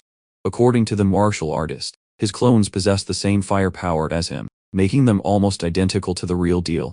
Just then, two of them rushed down the swordsman with a flying kick that he dodged at the last second. The man with the mustache resorted to his penetrating aura. This allowed him to slice two clones with a single attack. Just like that, the clones were easily defeated. According to Center, the clones were all one-shotted. There were now only 5 Se-uns left. The king was now in a difficult spot since his aura blade would vanish in 60 seconds. Meanwhile, the archer watched the fight with great interest. It was surprising for him to see the king struggle so much. Just then, the king asked for his help, and promised a great reward in return when they returned to the kingdom. But the archer didn't even have enough time to warn the king as our hero suddenly appeared right in front of him. He tried to take him down with a stab, only for the martial artist to dodge. Se-un then attacked with his splitting fist. The attack was quite powerful, but the swordsman used the guard of his rapier to shield himself at the last minute. This was quite annoying for our hero. Stenturk then rushed to stab the man in front of him, thinking it was the main body. And just like that, the stabbed clone's blood went flying everywhere. And now with a hole in his chest, the clone was defeated. The king was shocked that he had aimed for a clone once again. This made him feel like he was being laughed at. Stenturk couldn't take this humiliation. Just then, the angry swordsman yelled that he didn't care about this game anymore, and that his only wish was to slaughter Jin Se-un. This anger made the elf compare the king to the Mad Emperor. The swordsman then challenged the martial artist to try and dodge his attack. He then performed a powerful stab that took down 2 clones at once. With that, the number of his opponents decreased again. Seeing that there were only 2 martial artists left, he had a 50 chance of hitting the real one on his first attack. And just like that, the 2 of them rushed the king. The quick swordsman managed to dodge the first powerful punch coming his way, but not the second one that went through his stomach. Only then did Stenturk realize that the attack had an impact, and so he stabbed the one who had just punched him in the head. Once again, seeing how easily his blade went through this person, it was safe to assume it was also a clone. Seeing that there was only 1 martial artist left, the king claimed it must have been the real Se-un. Now, the fight was 1-on-1. Stenturk claimed he would end the fight with his next attack. However, our protagonist didn't even bother to respond. And just like that, the 2 warriors rushed at each other. Se-un quickly blocked the enemy's arm with his kick. Stenturk praised his young opponent, as he was quite skilled in hand-to-hand combat. Just then, he decided to launch his finishing blow by resorting to his aura blade lightning storm. With that, a powerful light came out of the broken rapier. The energy was so strong and powerful that it immediately blew off our hero's leg. Se-un screamed in agony as his opponent smiled with satisfaction. And just like that, our hero fell to the ground while screaming in pain. Se-un tried to negotiate for his life, claiming he would help the king deal with the archer, only to be stabbed in the stomach. The battle had finally ended, and the power of the aura blade had finally vanished. The king had managed to end the fight within the 2-minute duration of his skill. Stenturk admitted he would have been completely beaten if the fight had lasted any longer. Only then did he realize that something was wrong. The king couldn't believe it. He was horrified that upon stabbing, he had felt no impact when hitting his opponent. Suddenly, the man with the mustache was grabbed by the head. In that moment, Se-un crushed the king's skull without a single bit of hesitation. He admitted he would have lost if it weren't for his clones that had tired out his opponent. The divine archer admitted to being surprised by the earthling's victory. Durona expressed his gratitude to our protagonist for killing the annoying king. He then pointed out how the mighty center, who had put his whole soul into this fight for victory, had been outsmarted by our young martial artist, who had given his all. that same young martial artist he was now preparing to eliminate. And just like that, the divine archer attacked for the win. At this sight, the young man was horrified. Xian had consumed a great amount of internal energy after his last kill. Although it wasn't as great as the amount he had received from Nam Se Guang, the protagonist was now recharged. He had gained the energy he needed to face the archer. Only then did he notice something alarming. Xian quickly dodged the arrow flying his way. With that being said, he immediately used his clone technique. An army of martial artists then quickly rushed the divine archer. The elf found this technique to be quite annoying, but he couldn't help but smirk. The archer immediately shot one of his arrows, hitting one of the Xians in the leg. This was truly shocking. Just like that, the main body began to fall as all the clones started disappearing. The archer then joined him on the ground. Juruna then explained that he needed to immobilize our hero. Just like that, he shot him in the right hand, then in the legs. Our frustrated hero asked to know how the pointy-eared man could tell him apart from his clones. The divine archer simply smiled and explained that he had only relied on his instincts. And while the human was confused, the martial artist pointed out how much he must have struggled to have come this far. Juruna expressed his respect for the protagonist, who couldn't care less, as he just urged him to end the fight. And with that being said, the final battle had ended. Jin Xian was killed, shot in the head with an arrow. As the marksman began to wonder if the fight was truly over, the last chest finally appeared. The battle of this game named Cloyd had finally ended. Our defeated young man blamed himself for being too careless.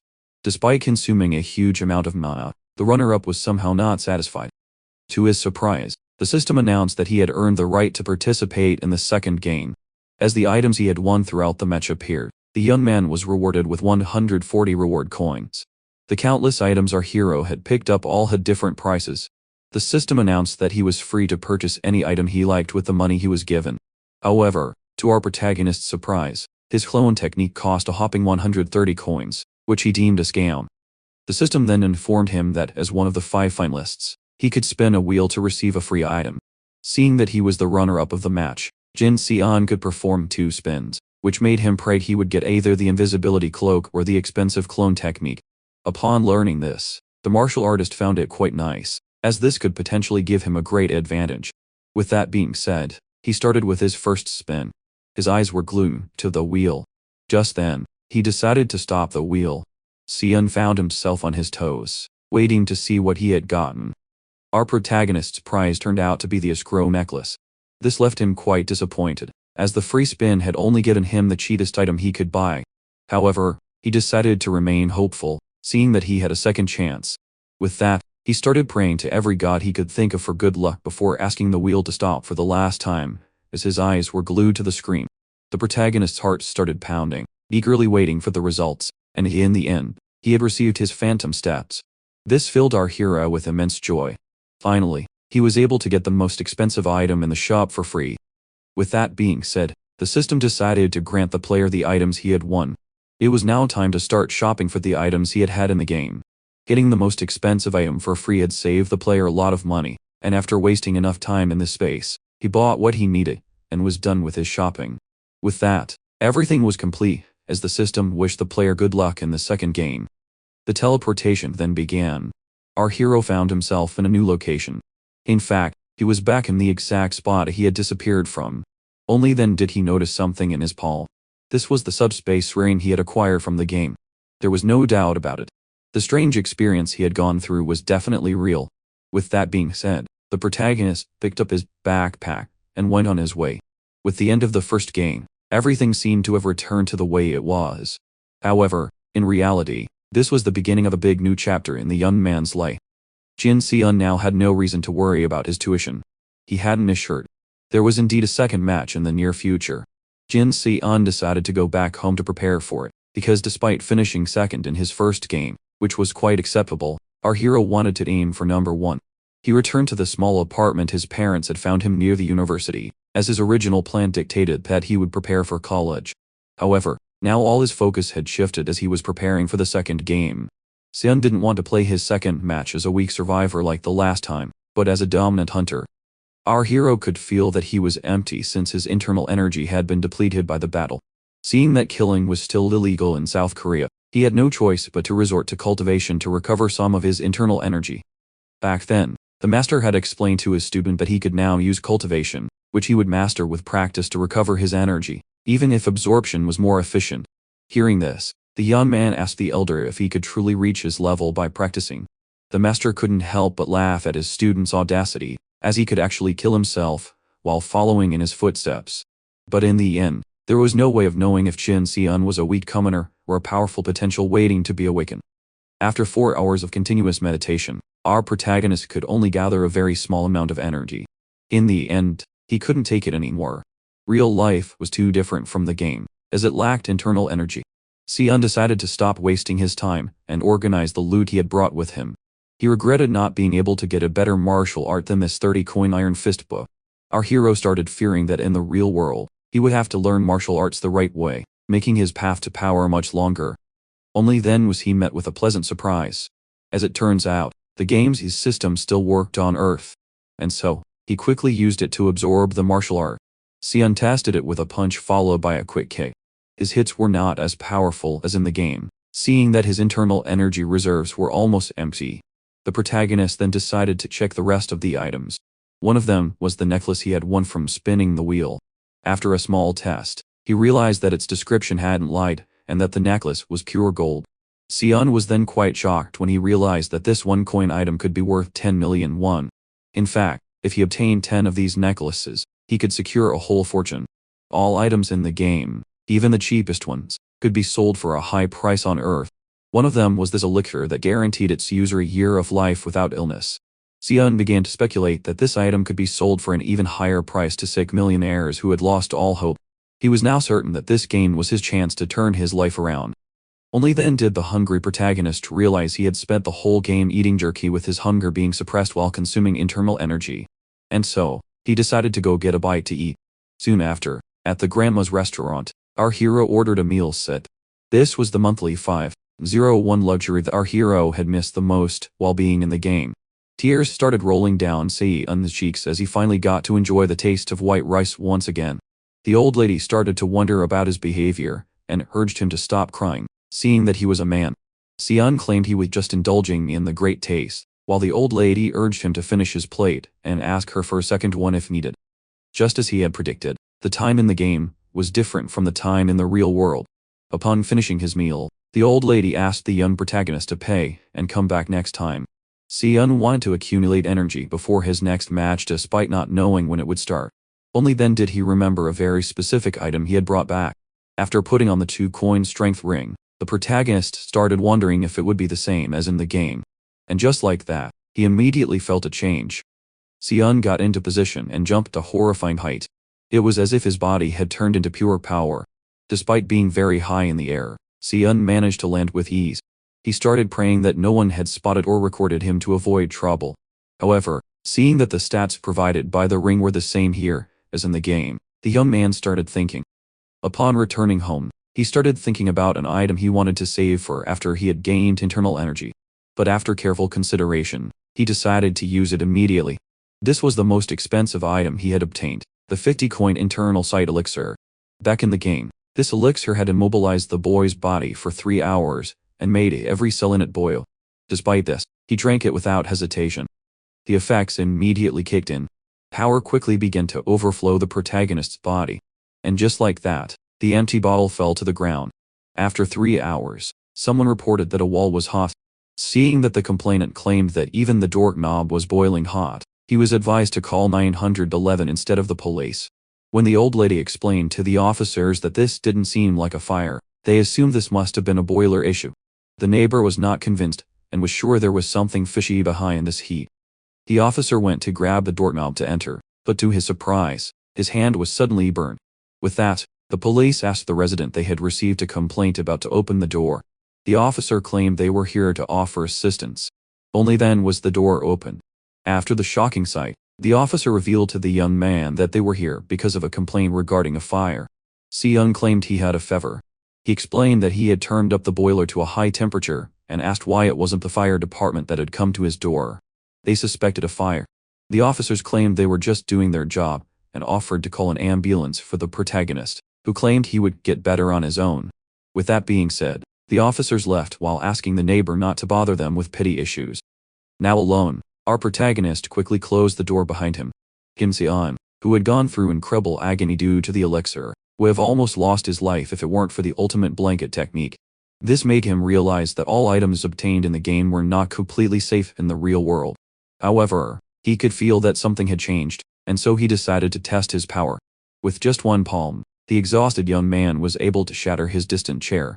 After this unexpected result, Se-eun decided to use the money he would receive from the items to buy himself a new chair. The next day at an outdoor game, our hero, who was here to train to improve his martial arts, found the place to be too crowded for his liking at this time of day. And so, he began to wonder if he should just train at night. Only then did he notice something intriguing. Se-eun spotted some young high school thugs at the foot of the mountain, with one of them being a girl asking a boy if the boss really wanted to see her. However, as they were talking, someone told them that smoking was prohibited in this place. As the older man called out, the students were smoking. One of them urged him to leave him alone since not even his parents cared about his misbehavior. Just then, the older man claimed that the reminder must have been a mistake, which greatly angered the young thug. Se-eun suddenly felt uneasy. Just then, the young man threatened to hit the elder, seeing how rude his mouth was, when suddenly he was kicked in the face. With a single blow, the high schooler was sent flying before hitting a nearby trash can. The adult who had just hit a minor explained to him that he had no right to be rude to his elders. Everyone was shocked by what had just happened. Suddenly, someone approached our hero. This individual pointed out that this was their first time meeting. The high schooler, who was over 6 feet tall, asked the short man if he wanted to die. With that, Jin Se-eun quickly understood that he had gotten himself into quite a predicament. The tall man demanded an explanation. He wanted to know if our protagonist had really hit his younger brother. Se-eun explained that the boy was at fault for attacking an elder before pointing out how the high schooler was smoking, especially in a public place. But just as our hero claimed that the tall one should educate his little brother properly, he found himself instinctively dodging something. The high schooler had tried to punch him. Se-eun decided to respond with one of his powerful moves. And just like that, the minor was punched with great force. Se-eun began to panic, as he might have hit him a little too hard. Only then did he notice something intriguing, as his switchblade was suddenly pulled out of nowhere. The tall thug with a weapon in hand was determined to teach our hero a lesson.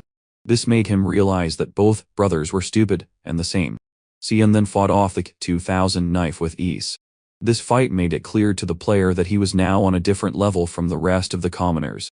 With that, he performed a leg sweep to take down the young man. Se-eun decided to control himself, and only hit with half his power. Despite this, 50 of his palm technique still seemed to be too much. As the high schooler's bones were now most definitely broken, after all, he had hit a tree at high speed. Se-eun was once again startled when everyone started recording the event. He realized he had screwed up by putting in too much power. And so, he began to claim that his opponent was an actor, and a convincing stuntman of some sort. With that being said, the adult advised the minors to stop smoking, and to never carry switchblades again, as it could cause them problems. And so after beating 2 high schoolers half to death, our mighty protagonist ran away. He started regretting using his powers on a commoner. Se-eun would ruin his own life if he accidentally killed someone. Even if his current skills were learned quickly thanks to the game's system, only time would allow our hero to master them. And with that being said, the protagonist ran off.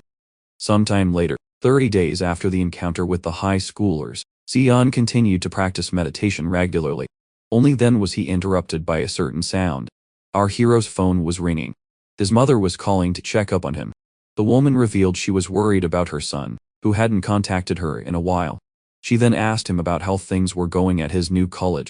Se-eun lied by claiming everything was fine since he didn't have the heart to tell his mother that he had ditched books for martial arts. The young man then asked about his father, and to his surprise, it turned out the man had been in a car accident. Se-eun was horrified because, according to his mother, his delivery-driving father had been hit hard by a car that had not stopped at a red light. The woman started crying, because they couldn't rely on insurance despite the incredibly costly surgery. She felt ashamed to have to ask her son, to whom she couldn't send much money, about what was left of the money she had sent him before. Se-eun immediately asked about the surgery's cost as he reached into his subspace. As it turns out, it cost 2 million won. And so, when the protagonist claimed he might have found a way to solve the issue, his mother apologized for bothering him. Se-eun quickly ended the call and went on his way. Our hero's parents had spent most of their lives moving from one rental place to another. As he got older, his father, who worked tirelessly, began to get paid less and less. He had spent his whole life bouncing from one job to another. Seon couldn't help but cry when he realized he was just a hopeless burden on the hands of his struggling parents. However, now the time to repay them had finally come. With that, our hero entered the shop and offered the escrow necklace for sale. When the shopkeeper realized the item was foreign, she quickly claimed that it had been in her family for a long time. The lady pointed out that the item did seem ancient when Seon asked about its estimated value. When the woman explained that this could not be considered a simple piece of gold, Seon explained he had no choice but to sell it quickly for his father's surgery. The martial artist now had no choice but to sell the item. Later, after completing the sale, the young man finally left the shop. Since the price of gold had recently risen, Seon would be able to afford his father's surgery as well as a decent lifestyle. The shopkeeper's smile made him realize he had sold the necklace for cheap. However, he had no choice but to quickly make money, and so he decided to think of a way to safely sell his items in the future. His current priority was to send the money to his mother. Upon receiving it, the mother, who was called by her son, was confused by the large amount of money he had sent. She feared the protagonist had taken out a loan. The hero explained that this would be impossible since he was unemployed and claimed the money was something he had saved from his part-time jobs. With that, he ended the call by telling his mother he couldn't visit them at the hospital. Later, while in his bedroom, Seon was thinking alone. Only then was he inspired by a conversation he had overheard. Two high schoolers were criticizing a video and claiming it was full of kihi and special effects despite looking like it was filmed secretly. In it, an individual was chanting magic words. Upon hearing them, our hero was quite shocked. A normal person wouldn't think much of this, but as a player, he knew very well that those were spells from the game. This came as a real shock to him, as it turned out he wasn't the only Korean who had participated in a match. According to the high schoolers, this video was in a never-ending loop of deletion and re-upload, which was quite strange. Jin Seon had never thought about how the appearance of other players on Earth would affect his life. Meanwhile, someone was receiving an important phone call, and the man promised to fix his mistake on the internet at all costs. The boss apologized, and promised to take care of the matter. With that being said, the call finally ended. He then asked one of his assistants to report on the Korean players in the videos. But as soon as he heard that it was impossible to control the number of players, the boss quickly got angry.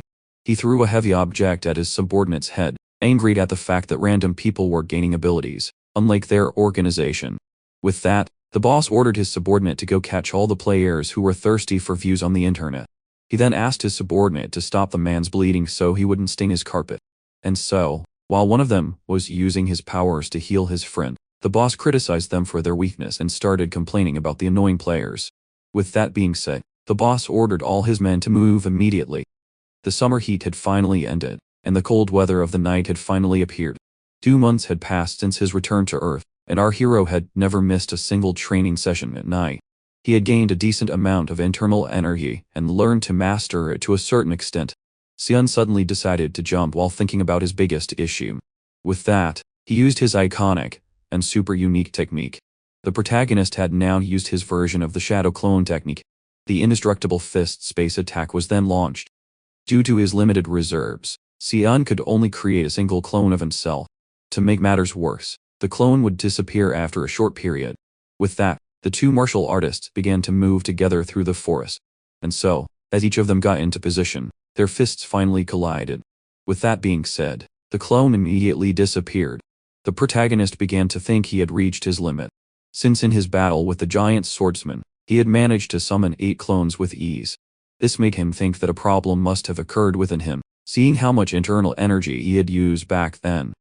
Seon was now hungry, and decided to go get the meal he had placed in his subspace when suddenly a bright light appeared. Just like that, the player was now in another location. Just like the last time, he was surrounded by many foreign languages all expressing panic. Seon was reminded of his first match upon seeing how terrifying everyone in the lobby was. He then hypothesized that the games must have been scheduled 2 months apart. Just then, the system began to speak, but to the protagonist's surprise, it would now introduce the tutorial. This was quite intriguing, as it hadn't appeared in his previous match. Seon couldn't help but smile as he realized that this lobby had more newbies than the last one. Only then did he notice someone standing on the statue. Judging from his outfit, he must have been a high schooler. Seon was quite shocked, as this was his first time seeing another Korean in the game. The young man quickly noticed him. Xian was fed up with these Jin's high schoolers who would try to act cool whenever they had the chance. He quickly noticed that this player was not a newbie, and couldn't imagine him having more potential than Nam Seguang. As all 200 players were in the lobby, the game could finally begin. For players to qualify, they needed to rank in the top 200, and to receive a reward, they had to make it to the top 20. Hearing this made the hero realize that this was a safe match, and that he was in no danger of being eliminated from the game. This filled him with great satisfaction, as he would now try to play as the game's ultimate predator. But to his surprise, after the tutorial he had gone through, a surprise rule was added. To his amazement, there was an option to play in pairs in this match. The system explained that players were free to choose a partner from the lobby, and that they would win the game if at least one of them survived until the end.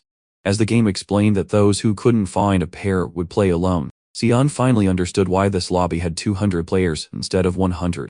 The protagonist was quite curious, as everyone here was supposed to be a stranger to each other, yet people were easily finding their partners. After all, picking a weak partner would mean taking on an extra burden. This made our hero think of asking the high schooler to be his teammate, since he must have been an experienced player and could prove his usefulness. But to his surprise, he was no longer on the statue. In fact, the high schooler he had assumed was trying to find a partner was completely gone. Xian began to panic and decided to quickly choose a teammate. The first person he asked to be his partner turned out to already have a pair. The second one was no different. In fact, everyone he asked had already found a partner for themselves. Xian was sure there were still players who were alone, but it would be impossible to locate them in this huge crowd. Since the game was starting, our hero was forced to act.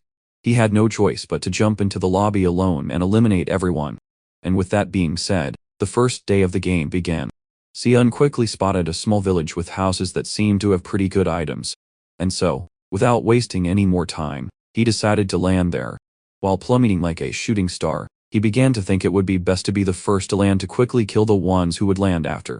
With that being said, his feet finally touched the ground. Xian, who was now in a race for speed, quickly turned around. Upon spotting 6 players plummeting, he realized he would have to face 3 teams at once. Despite this, he rushed to their location. Our hero had rewatched his first match countless times and had constantly practiced for his second one in his room. Xian would finally get to execute the plan he had devised for this long-awaited day. Meanwhile, somewhere nearby on the map, the young mage felt dizzy after the quick landing.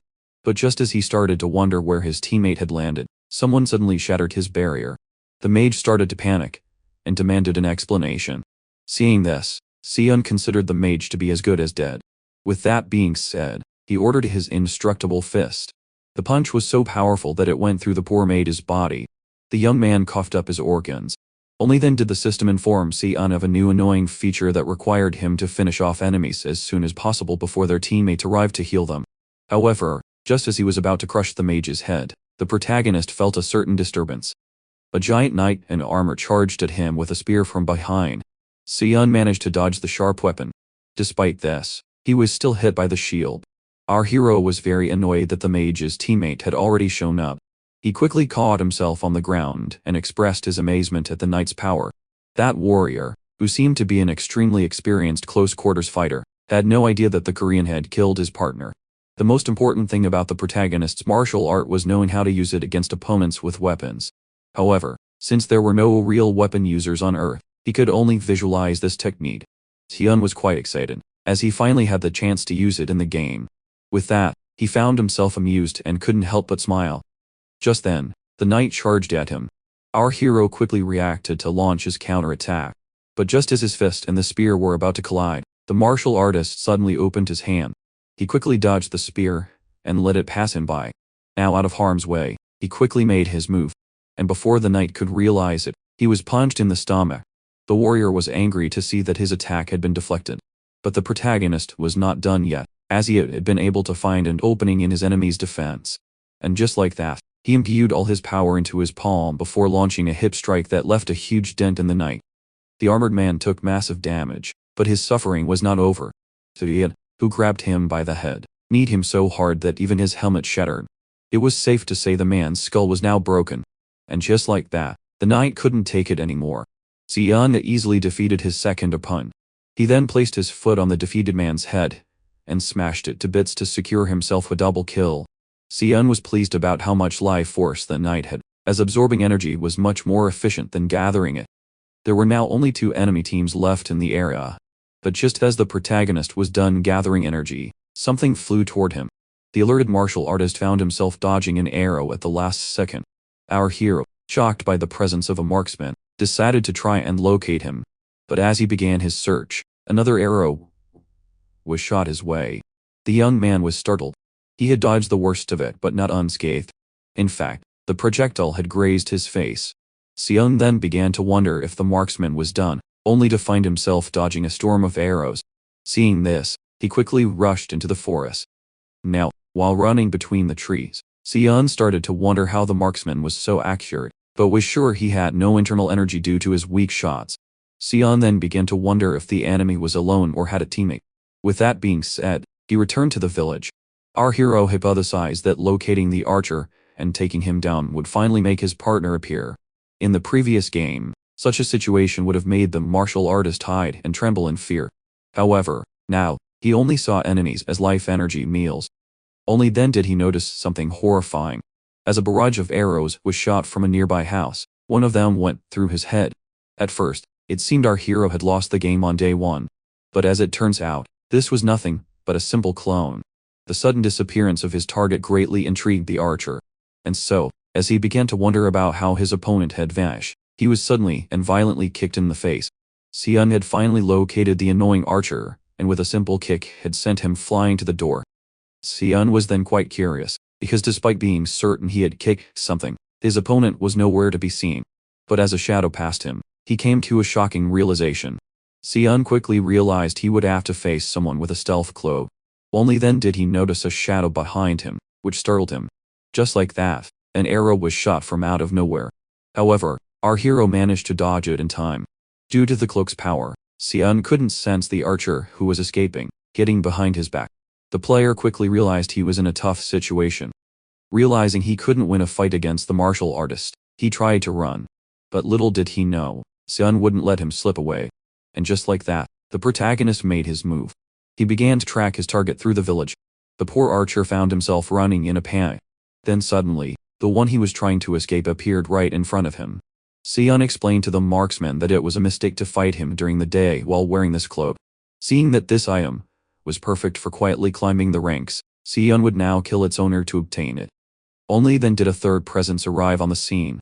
The archer's partner apologized that he couldn't keep up with the fast martial artist, that the dying marksman didn't care.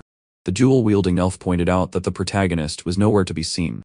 Seeing this, the marksman urged him to secure the takedown immediately. Seon now found himself in a two-zone since he hadn't been able to finish off the archer on the spot. However, he couldn't help but smile as he realized he was not outnumbered at all. With that being said, the swordsman charged at the martial artist. Seon tilted his head toward the other. He quickly found himself being shot at with a bow. The martial artist quickly dodged, making the elf the new target of the arrow. But the quick swordsman deflected the projectile. With that being said, Seon started running. He wanted to escape through the small alley between the houses.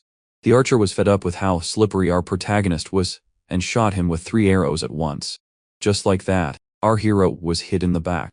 The marksman was extremely satisfied with the performance of Alex's bow. But little did he, and his teammate know, they were far from out of trouble.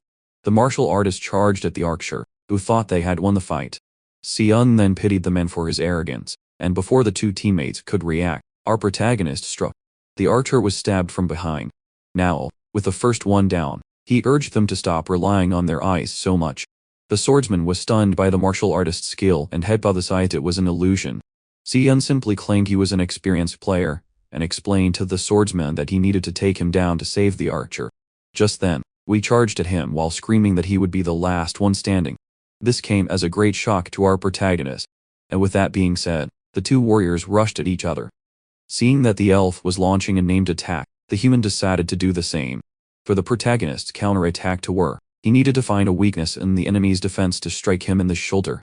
But suddenly, his hand was slashed. To his horror, the elf turned out to be faster than expected. With that, the swordsman decided to continue his combo. He was able to inflict massive damage on our martial artist by using his blood terror. Seon began to think about how this attack was unlike anything he had experienced, and how he would have died without his internal energy shield. The swordsman then pointed out that it was intriguing to see that his core was not as deep as he expected. He then explained that he didn't care how the martial artist had survived or even copied him, since the next thing he would slash would be his neck.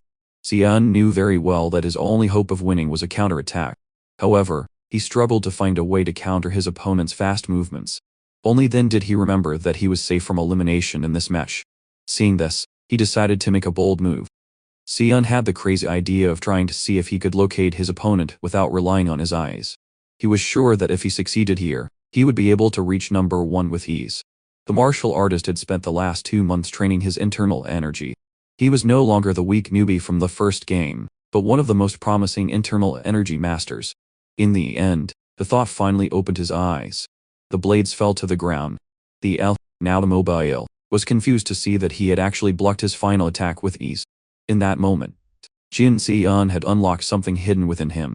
Before the swordsman could even start begging for his life, our protagonist crushed his collarbone with his bare hands, securing himself his 4th victory.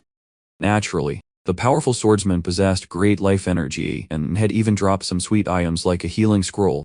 After using the healing item, our hero decided to start scoring the map for items. His only regret was the fact that he had damaged the invisibility cloak. The cloak wouldn't work if damaged and would require a special scroll or craftsman to restore it. Xian decided to keep it and look through the rest of the items. One of them was the archer's bow of Alex, which imbued its arrows with a bit of thunder magic, which was strange since no thunder was felt during the battle. Seeing that there was also a skill book for its user to be able to fire multiple arrows, he understood that his opponent had only learned archery in the game. With that, he quickly used the skill book on himself. Xian decided to test his new abilities. He then proceeded to shoot an arrow at a nearby wall. The bow of Alex was a definite upgrade over the crossbow he had used in the first game. With that, Xian decided to ignore the last remaining team for now and take the time to rest and gather items. While hunting for weapons, he hypothesized that he could only get low-tier items, because there were so many houses, and started praying for something good. Only then did the martial artist notice something outside. There was an unusually tall structure in the middle of the village. This type of building usually contained a large amount of quality loot, and so he rushed to it immediately. On the surface, he was the first one here, which is why he decided to score the entire place. Xian decided to close the door behind him to stay on guard. Soon after, upon exploring almost the entire tower, the protagonist started praying for a decent item. But in the end, he realized there was nothing for him here. The frustrated hero quickly punched the wall in frustration. In the end, his luck in this game was either extremely good or like a 4-leaf clover. When suddenly, something caught his eye. He had now spotted the last remaining team that had landed in this village. Seeing that they were focused on scoring, he started wondering if he could take them all alone, as they could have obtained some good weapons. With that, the martial artist tried to think of a way to quickly eliminate the 2 enemies. Just then, he spotted something game-changing. On the surface, the 2 players were about to enter the tower. Seeing that the door was closed, they quickly deduced that they were the first ones there. The ones who were excited to have found a healing scroll had no idea that someone was lurking above them.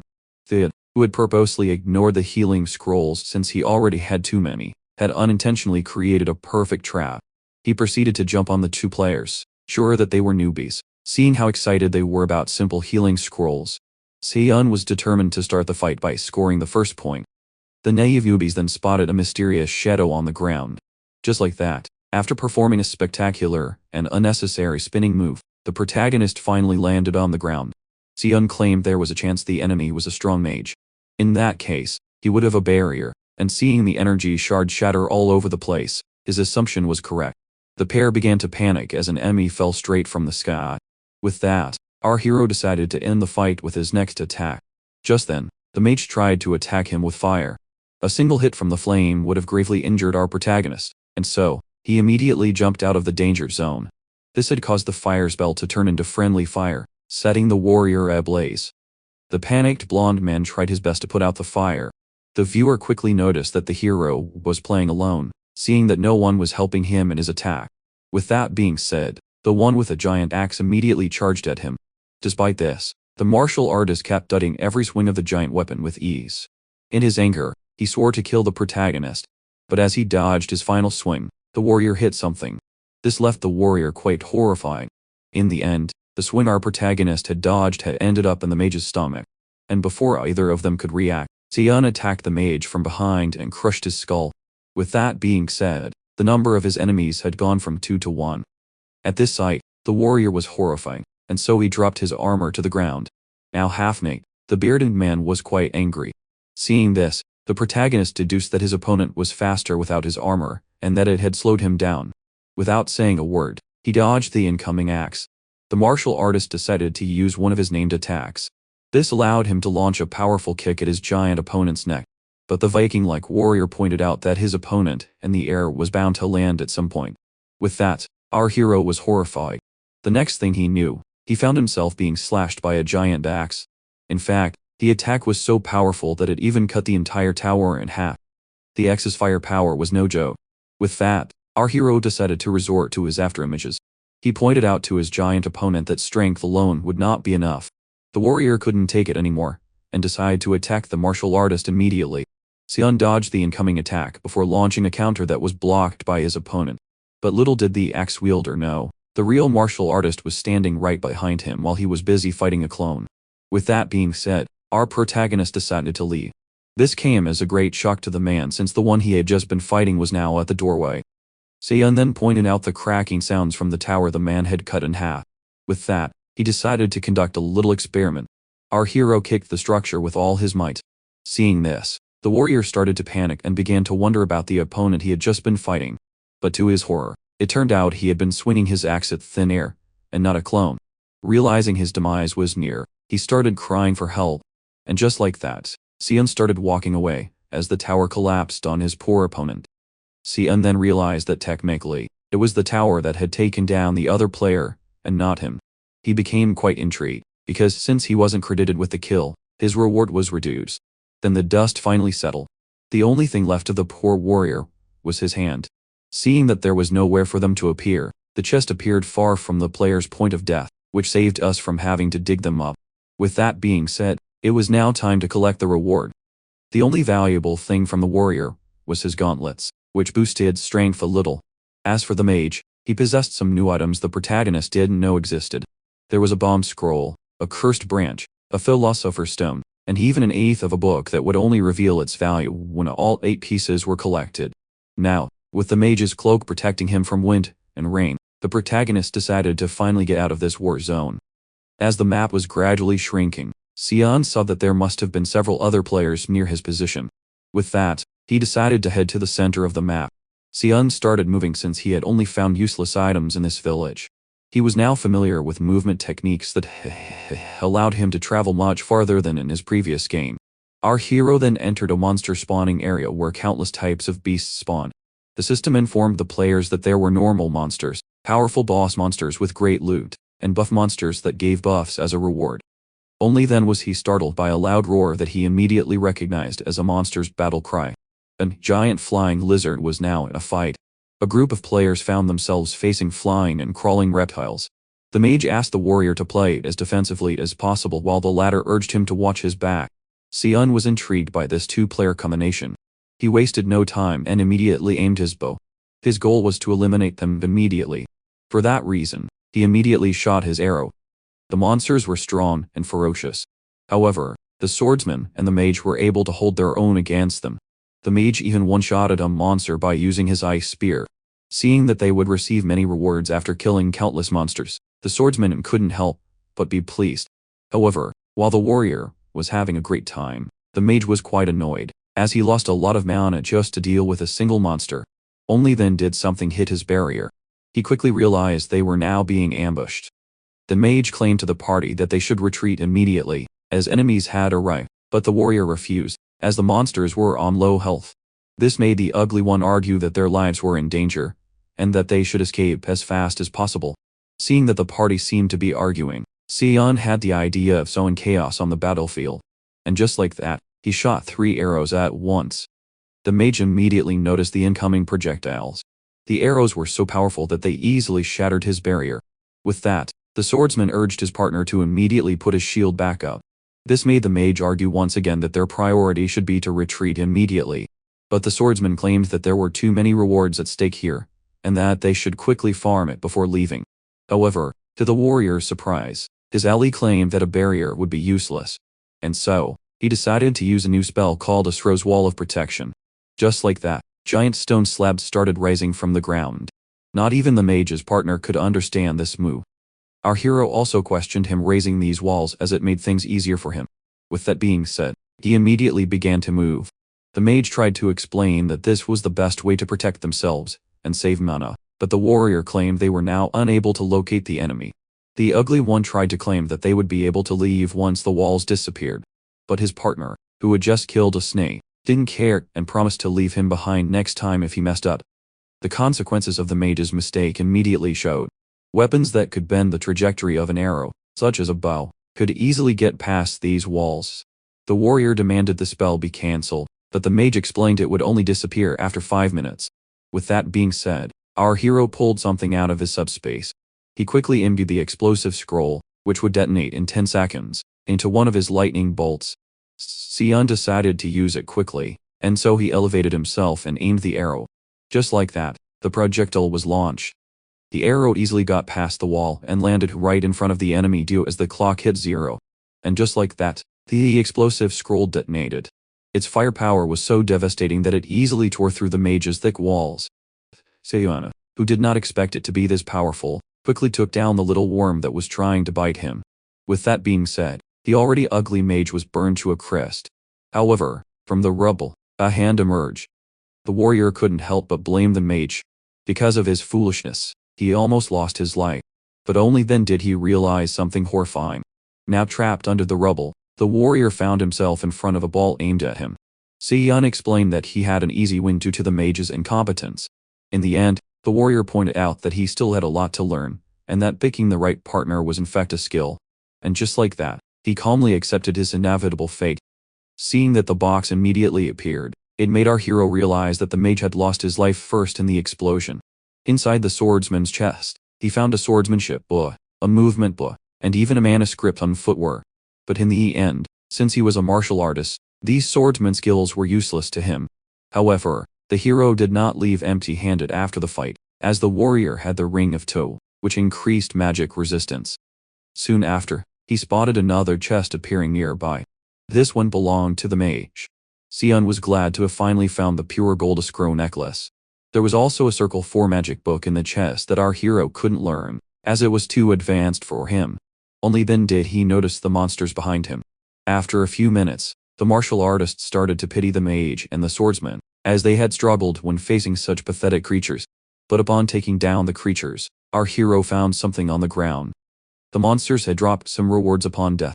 He had found Lamia's tear, an ingredient for spells, and a necklace that slightly boosted his agility. Our hero quickly realized the second item could be useful but saw no utility in the first one. Later that day, while alone, meditating, the protagonist began to think that boss monsters must grant their killer a game-changing buff or advantage. But before trying to hunt one down, he needed to see if he was strong enough to take one on alone, and he also had to see if other players had the same idea as him. The second day of the game arrived, seeing that 60 players had been eliminated on day 1, and that he had killed 8 of them. Sion was somewhat satisfied with his kida. Our protagonist's priority was to get to the center of the map before anything else. Unlike the first match, the weather in this one was quite harsh and hot. This made our hero think it would be better to travel at dusk. Only then did he notice a shadow hovering over him. The player's experience screamed at him that this bird was carrying supplies. And as soon as the chest was dropped, he rushed to check it. This chest was very large and different from the others. This treasure chest would grant its opener great items in exchange for his position being revealed to everyone every half an hour for most of the day. Now, our hero had to face an important choice. Once again, since there was no danger of elimination in this game, the player assumed he could safely take the risk. And just like that, Jin Sion opened the large treasure chest and was amazed by what he had found inside.